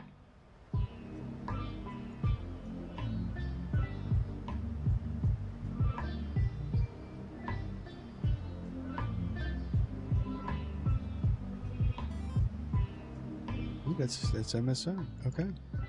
119.5. Cool.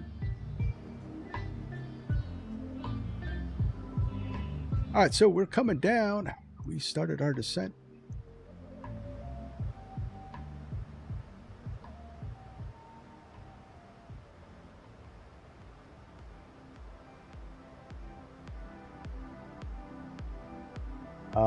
I look like so I look like a little bit like that stand-up comedian Tom Segura. If you know him, I don't know, but I guess that's cool that I look like him.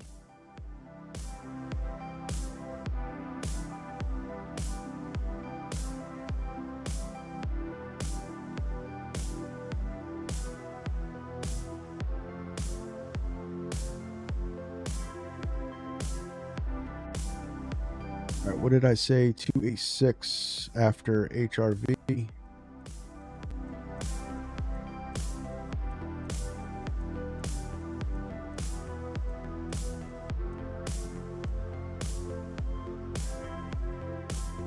So after HRV, we'll go heading select, and we'll head out on an extended downwind.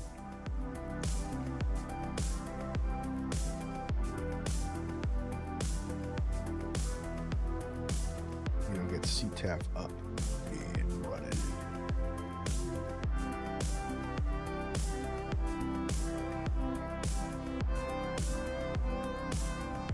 The fried chicken said, "Yeah, it's cool. He really is cool." Oh, that's cool. Then I'm on to be.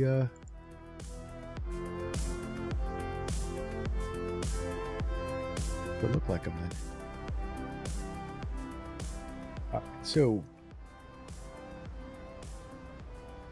Really, it reset out. Duh. So 286. And we're no longer, since we have a discon.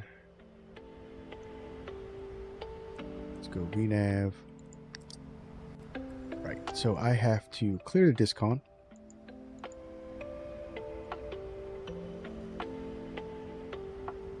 Go VNav again.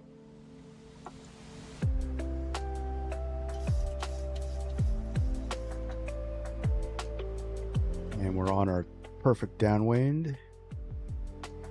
So a little speed breakout.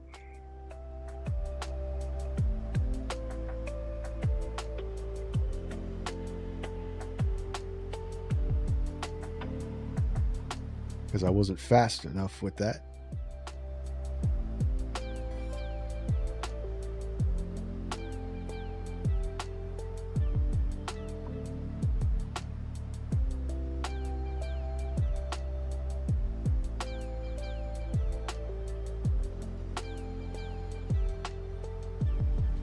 Catch up. What am I? I'm only 1,000 feet above. 100 feet. Not catching up. Not catching up. Oh well. We will eventually catch up.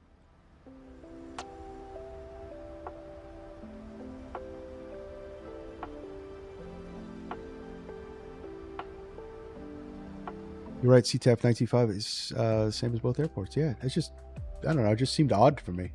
I thought maybe I clicked the wrong thing.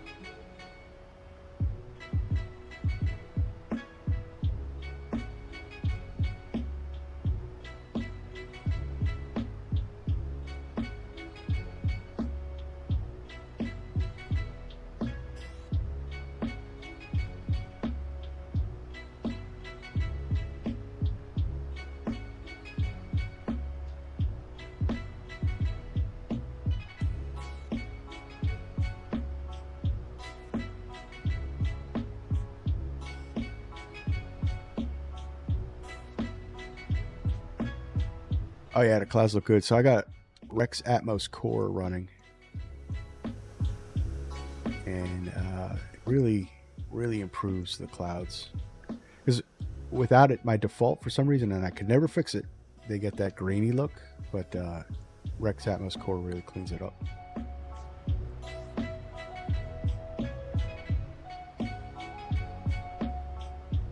Ladies and gentlemen, as we make our final descent to New Orleans. Did I hear about the MD-11 freighter crash in Louisville? Yeah. Yeah, that's a horrible situation. Prayers to all those who perished in that and are still fighting. Leaving the area around your feet clear. Please raise your seat back and tray cable to the full upright and lock position and fasten your seatbelt. All right, standard sets. We're at 13,000 already? Wow. Gotta slow up here.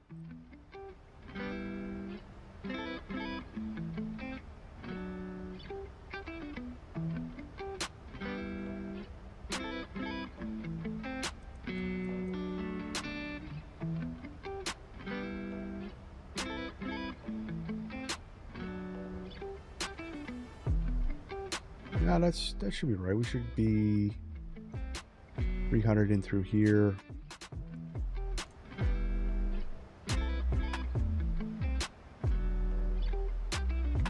Yeah, one of the things I heard, you shouldn't leave you're defeating the purpose. If you put your speed brakes out and you power up, it's defeating the purpose.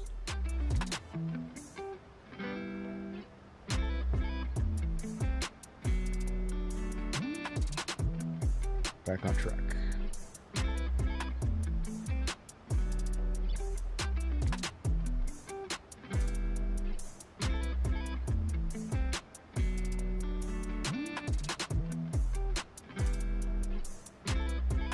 I have it on CTAF. Yes. Orleans traffic Southwest 1549. Signing for the ILS runway 11 approach. Passing 10,900.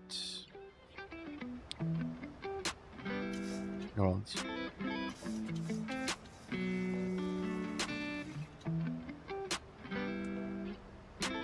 I'll throw a little speed brake to help us bring it down to 240.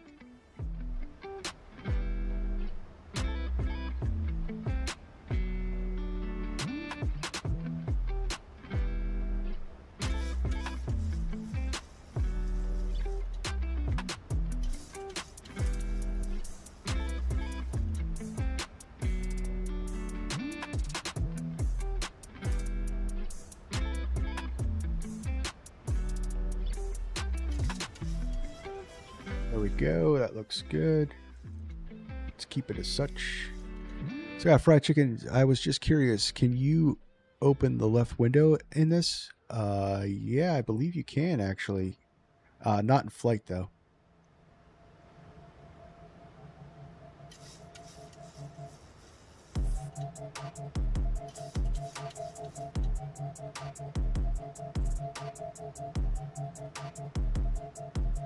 All right, this is 10,000 feet. Let's kill the music.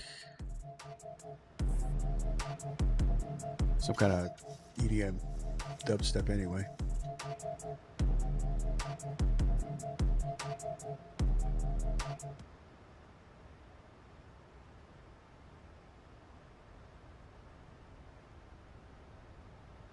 And fasten seatbelts could come on. No smoking could come on. Some brakes, some flap out there. And we're moving on to our approach checklist. Altimeters are set, PACs are on auto, and start switches will go to continuous. Landing.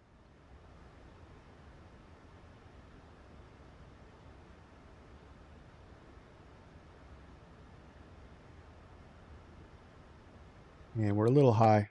Actually, we're a lot high. Just a breakout.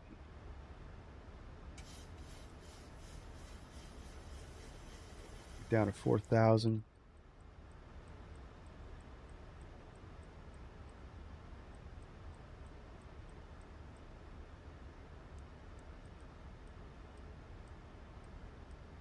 A little help.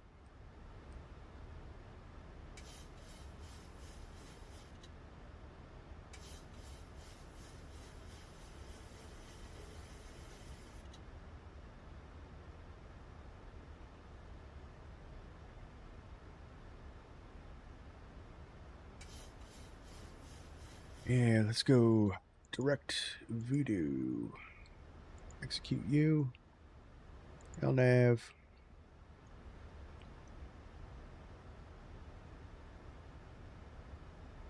Should be able to come in.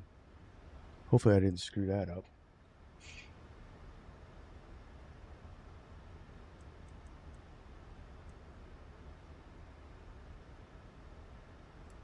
Five.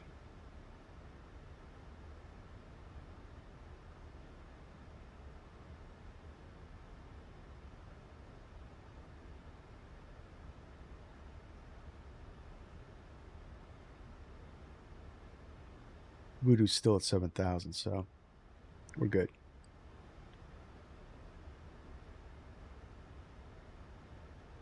We are good. In. All right. New Orleans traffic, Southwest 1549, turning a final runway 11, ILS 11, New Orleans.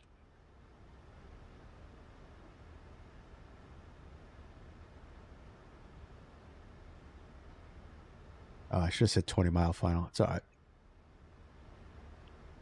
So I say we got, coming to think of it, windows open inwards, so it wouldn't open up at an altitude. I guess it would work at 1,000.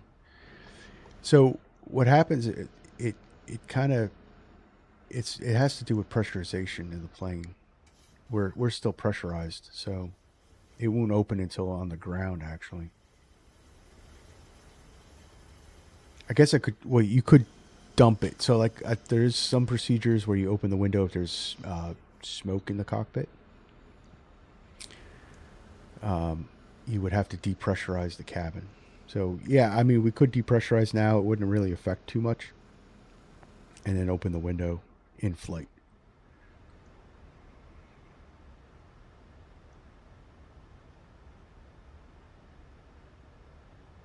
Oh wait, yeah, where are? Looking good. Don't have any.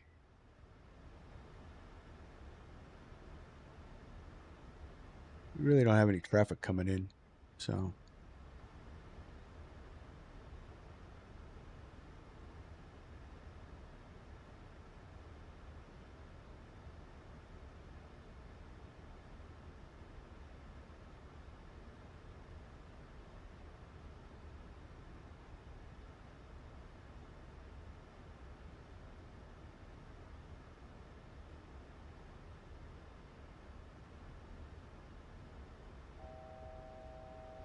Yeah, we're not even 10, so Voodoo is like,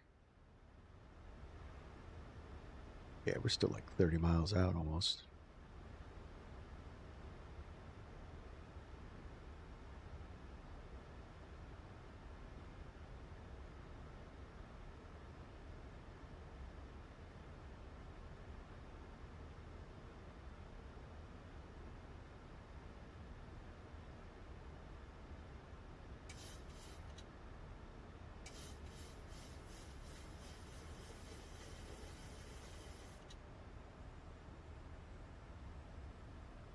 This doesn't look like what the METAR said.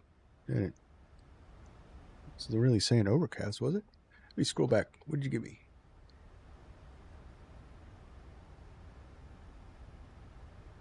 Scattered at 4,300 and scattered at 250.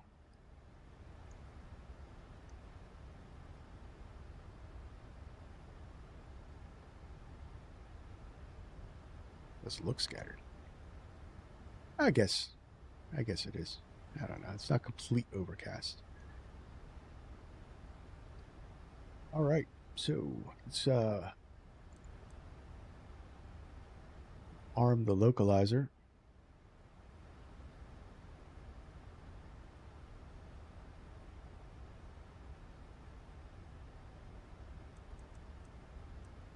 Not coming in so slow either.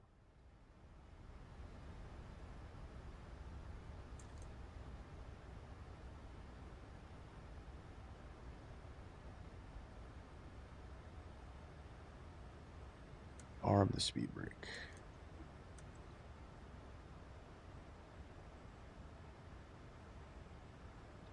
Speed brake is armed.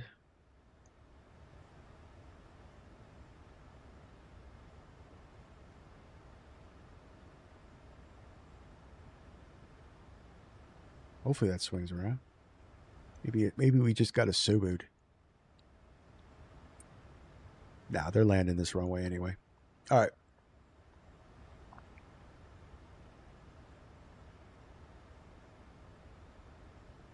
So we'll keep bringing it down, or keep bringing it in, I should say. And we'll call our 10-mile final and 5-mile final. That's why I put these rings out.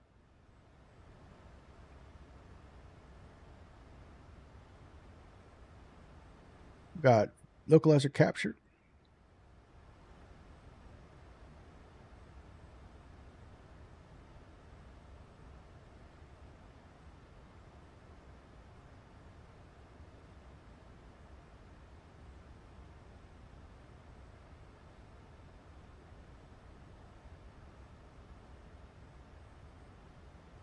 We are all set. So we got, that's all looking good. So we got our 4 landing checklist.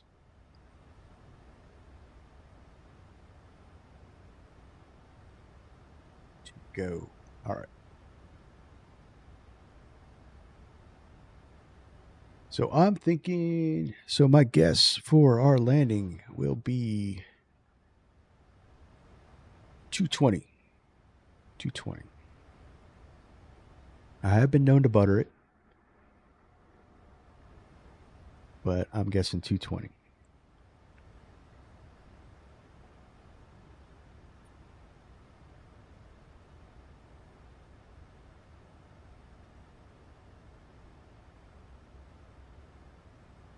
So my plan for the approach was fairly far out there. Could have probably planned to turn in earlier, but at least it was somewhat smooth, right? So Turtle's a 15 nautical mile park. So we'll go call Turtle.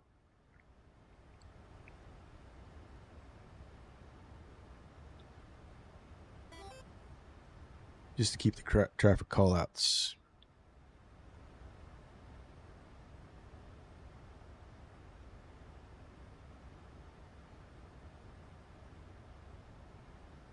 After you capture the localizer, arm your approach. Oh, yeah. Yeah, keep an eye on that. Oh, wait, there we go. So glide slope is active. Let's arm the approach. Thank you for that, sir.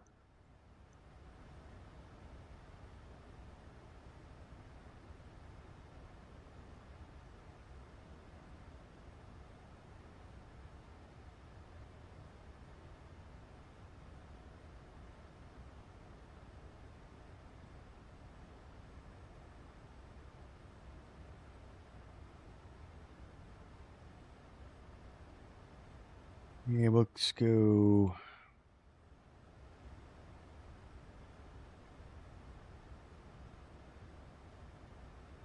You're down, flaps 15.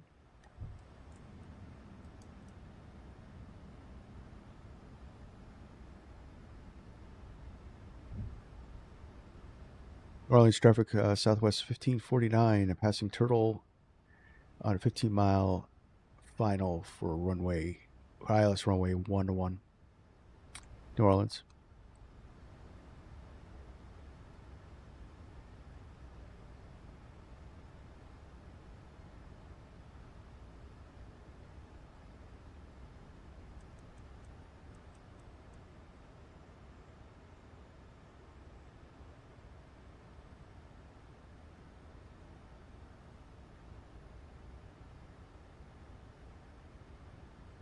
All right, so there's glide slope capture. So I'm going to start bringing it in.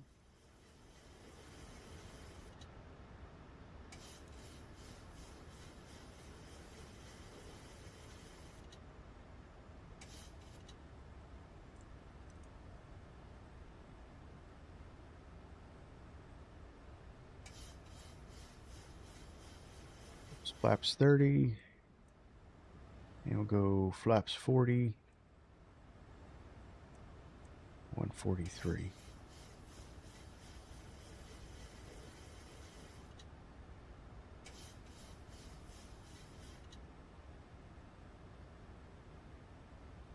Yeah, I don't know what's up with that. Didn't.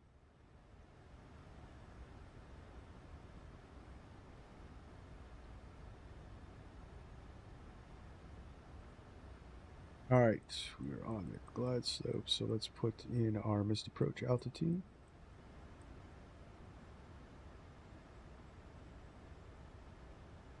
And run our before landing checklist. Speed brake is armed, green light. Landing gear is down, 3 green. And we got flaps 40, green light. For landing checklist complete.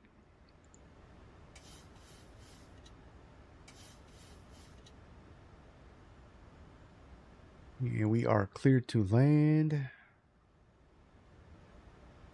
All right.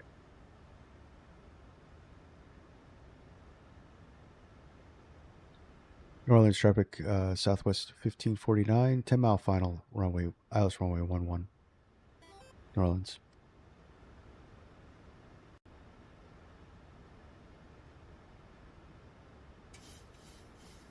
Southwest 1549 winds 0106, cleared to land, runway.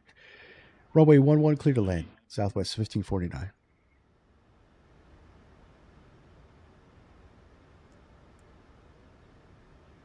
Flight attendants, seats for landing.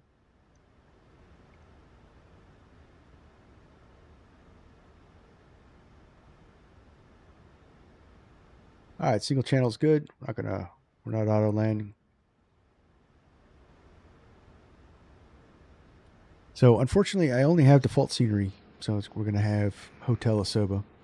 New Orleans traffic, Spirit Wings 1018, taxiing to runway 11 via Golf. It's New Orleans traffic.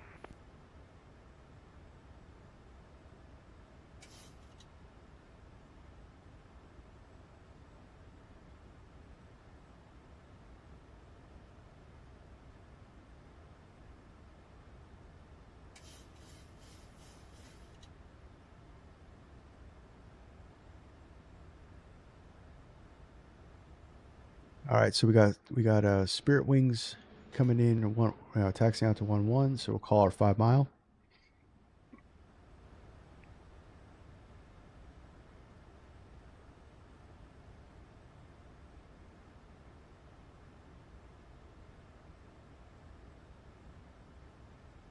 New Orleans traffic, Southwest 1549, 5 mile final ILS runway 11, New Orleans.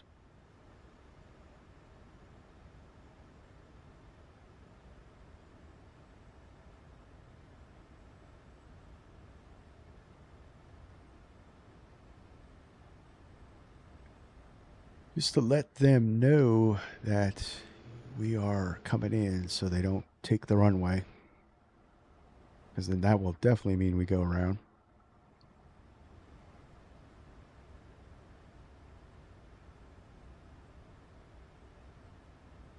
Thousand feet, stable, cleared to land. Missed approach altitude is set. You're down, flaps down, ready to go. New Orleans traffic, United 1870 will be taxiing to runway 11 via Echo, New Orleans.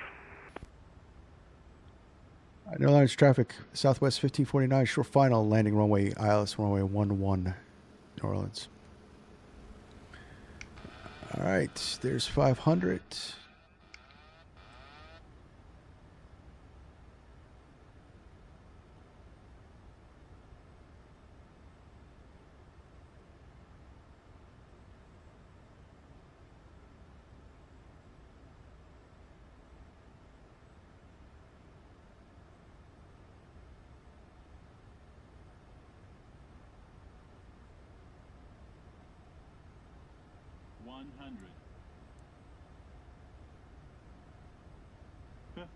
Glide slow.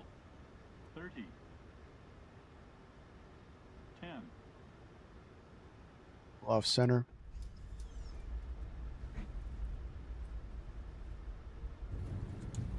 Speed brake out. Reverse green decel.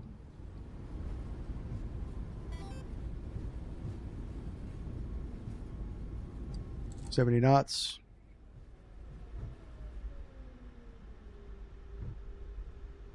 On behalf of this flight crew and Southwest Airlines, welcome to New Orleans.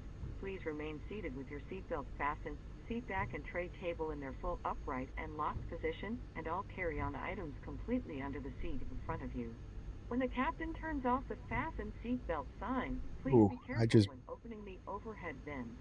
Items may have shifted during flight and could fall out. You may now use the cellular function of your small... All right, Southwest, we're going to wiggle this one way or another. We're getting past each other. Please be advised the aircraft doors will be... Yeah, sorry about that. I should have gone past you on the exit. It's my first time in New Orleans. Children you are supervising remain clear of the front and back doors. If you are connecting here to another Southwest flight, please check the monitors in the terminal for your flight. That's embarrassing. We certainly have enjoyed sharing part of our day with you. We know you have a choice when you... All right, New Orleans traffic, Southwest 1549, clear the runway. New Orleans.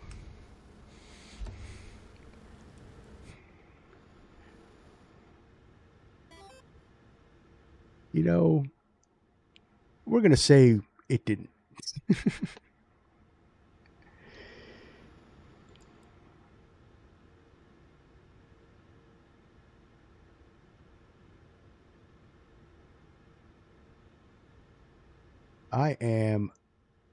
Yeah, I mean, that landing looked really good. That landing looked really good. All right, so I'm gonna DC from the network.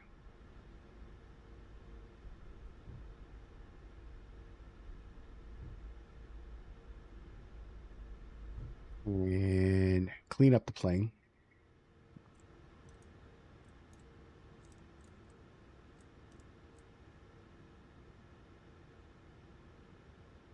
Flaps tracked in, APU on.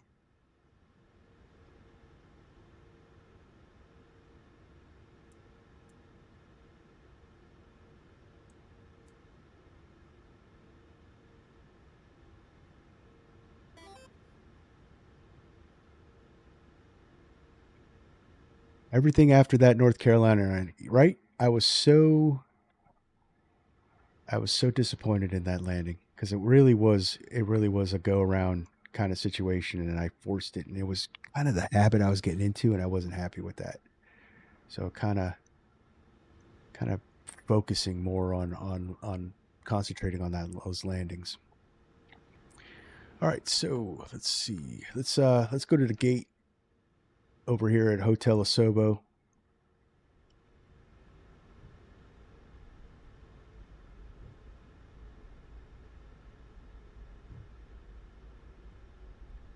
Really want to make an effort to demonstrate good airmanship, because it's just, I know it's flight sim, but You all want to have good habits, right?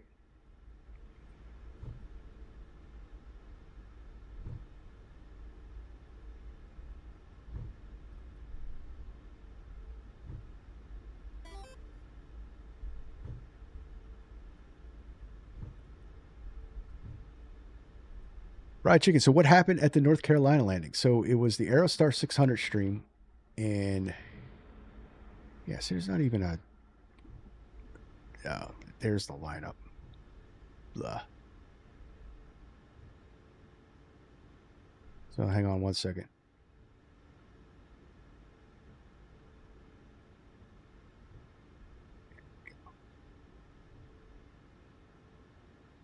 So it was the A600 stream and parking brakes or Aerostar stream, and I was flying to the Outer Banks in North Carolina, the Wright Brothers Airfield, and it was horrible, horrible crosswinds, and I destabilized on my approach. And rather than go around, I smashed it into the runway, nearly missing the runway. That's how bad the crosswind was. Blew me almost right off the runway. And yeah, so that's that. So I've been really, since that moment, I've been really kind of just making an effort to show better airmanship. All right. So let's see what that says. So review flights. See, 219 and 1. So what did I say? 220. Right on the money. Right on the money with my guess. Of course, it didn't feel like like I smashed it in at 219, but what can you do? All right, so I actually have to shut down the engines with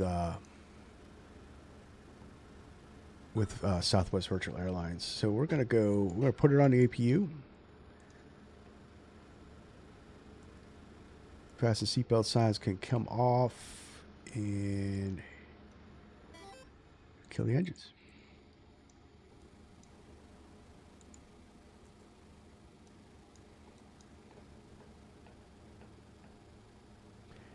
Yeah, it was bad. I mean, the feet per minute wasn't bad. It was bad all around for landing purposes. All right, hey, flight report is approved. Another one in the books for Southwest Virtual Airlines. And now I shut down the engines and we got to start them back up for the replay.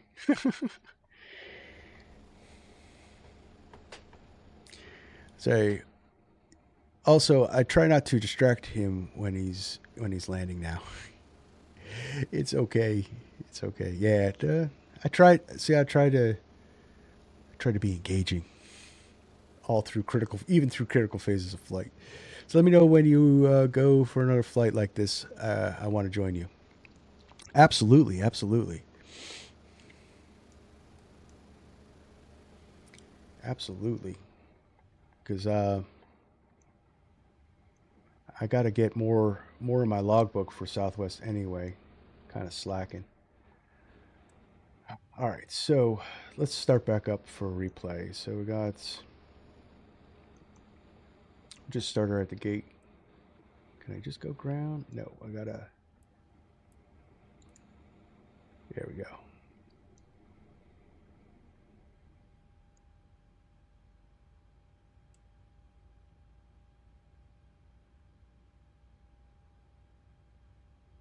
It's not an Airbus. I gotta flick switches.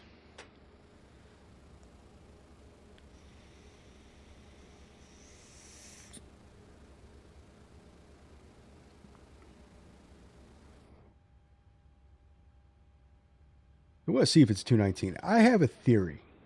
So hear me out. I have a theory that I think Microsoft 2024, the metric that it's putting out for the feet per minute is a little off. But we'll see in the replay what that looks like. Because so with 219 feet, I mean, it's 219 is not horrible. I mean, I think a hard landing in a 737 is north of 600, and the G forces are really a thing too. So 219 at 1, you the passengers barely felt that.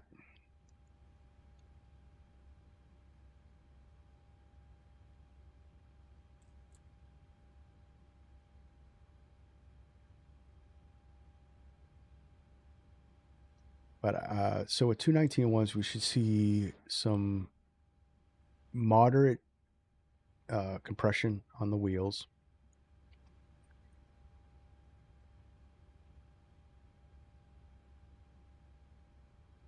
With no bounce. Okay, so starting the engines back up.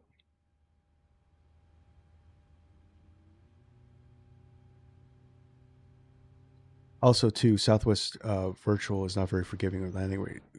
Correct. So what did actually, let's look. What did Southwest give me? So that was Volanta. So let me look real quick while we fire up these engines and see what Southwest gave me.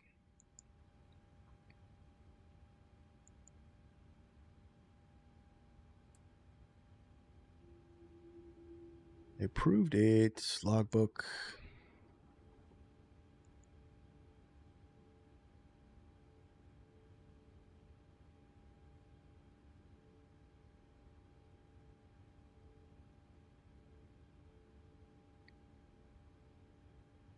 So they gave me 215 with a 1G. So a little better. But I think the metric is off. But like I said, we'll be able to see that. All right, turn in engine 1. Motoring.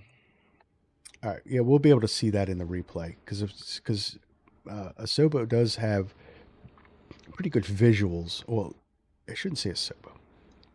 It's the dev. So Ifly has pretty good visuals on main wheel compression. So we'll see if it's a 219. If it looks 219, then my theory is wrong. But it's just been some sketch landings where I've just barely felt it. So I was like, the other day I landed the Baron, and it barely looked like I was landing, and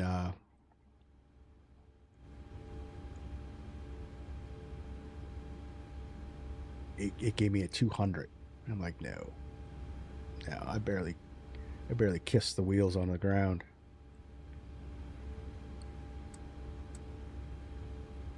Off, go to idle, bring the engines back up on that side. Yeah, so replay, you got to have the engines running or it just gets all kinds of funky.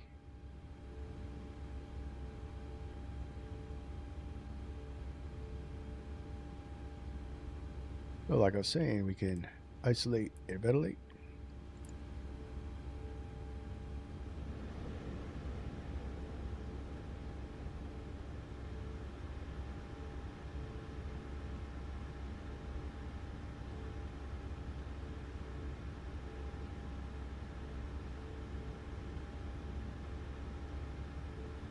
The engines are hot, so that's why it takes a little extra longer to motor than we would if we were departing from the gate.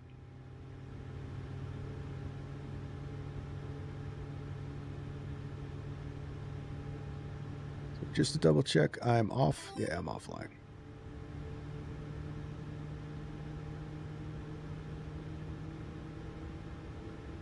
So I'm going to come clean. I had a negative 700 landing rate at Phoenix for Southwest Virtual Airlines, and my report was held. And I got a nasty email. Yeah, they're really strict on that landing rate.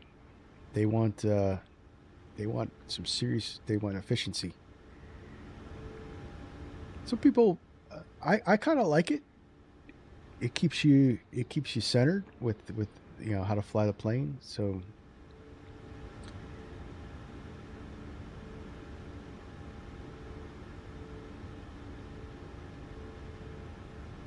all right, so landing lights on, put you on, robes on, collision lights can come back on. Let's get you on, and we'll kill APU.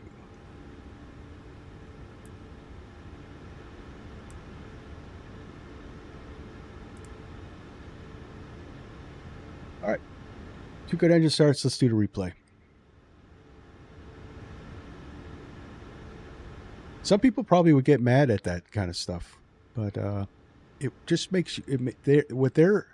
What I think they're getting at is that they want to. They just want to make you a better sim pilot, is the way I look at it. Replay up.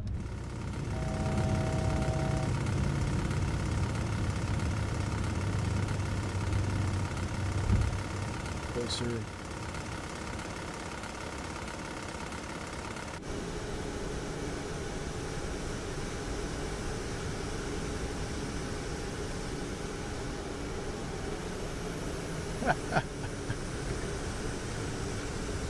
It's like, at my age, with no wife, I'm not held accountable for anything. I like it.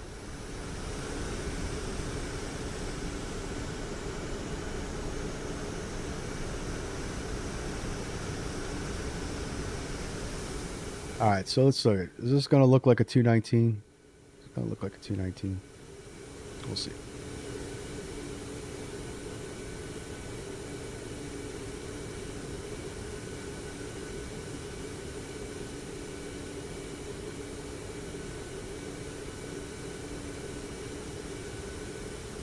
Nice flare.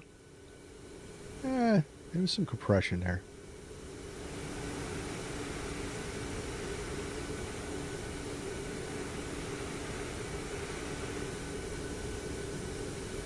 Maybe my theory's wrong. Yeah, that's probably 219.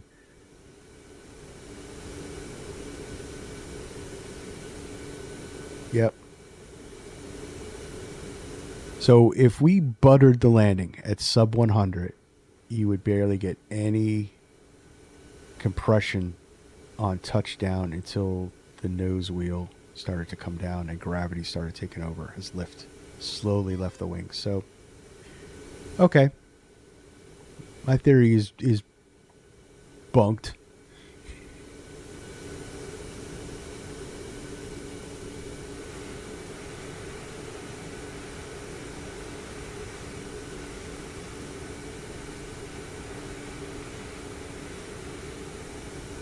There's no reversers on the replay.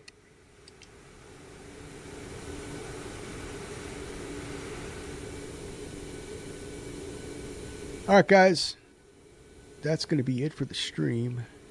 I'm going to wind this back.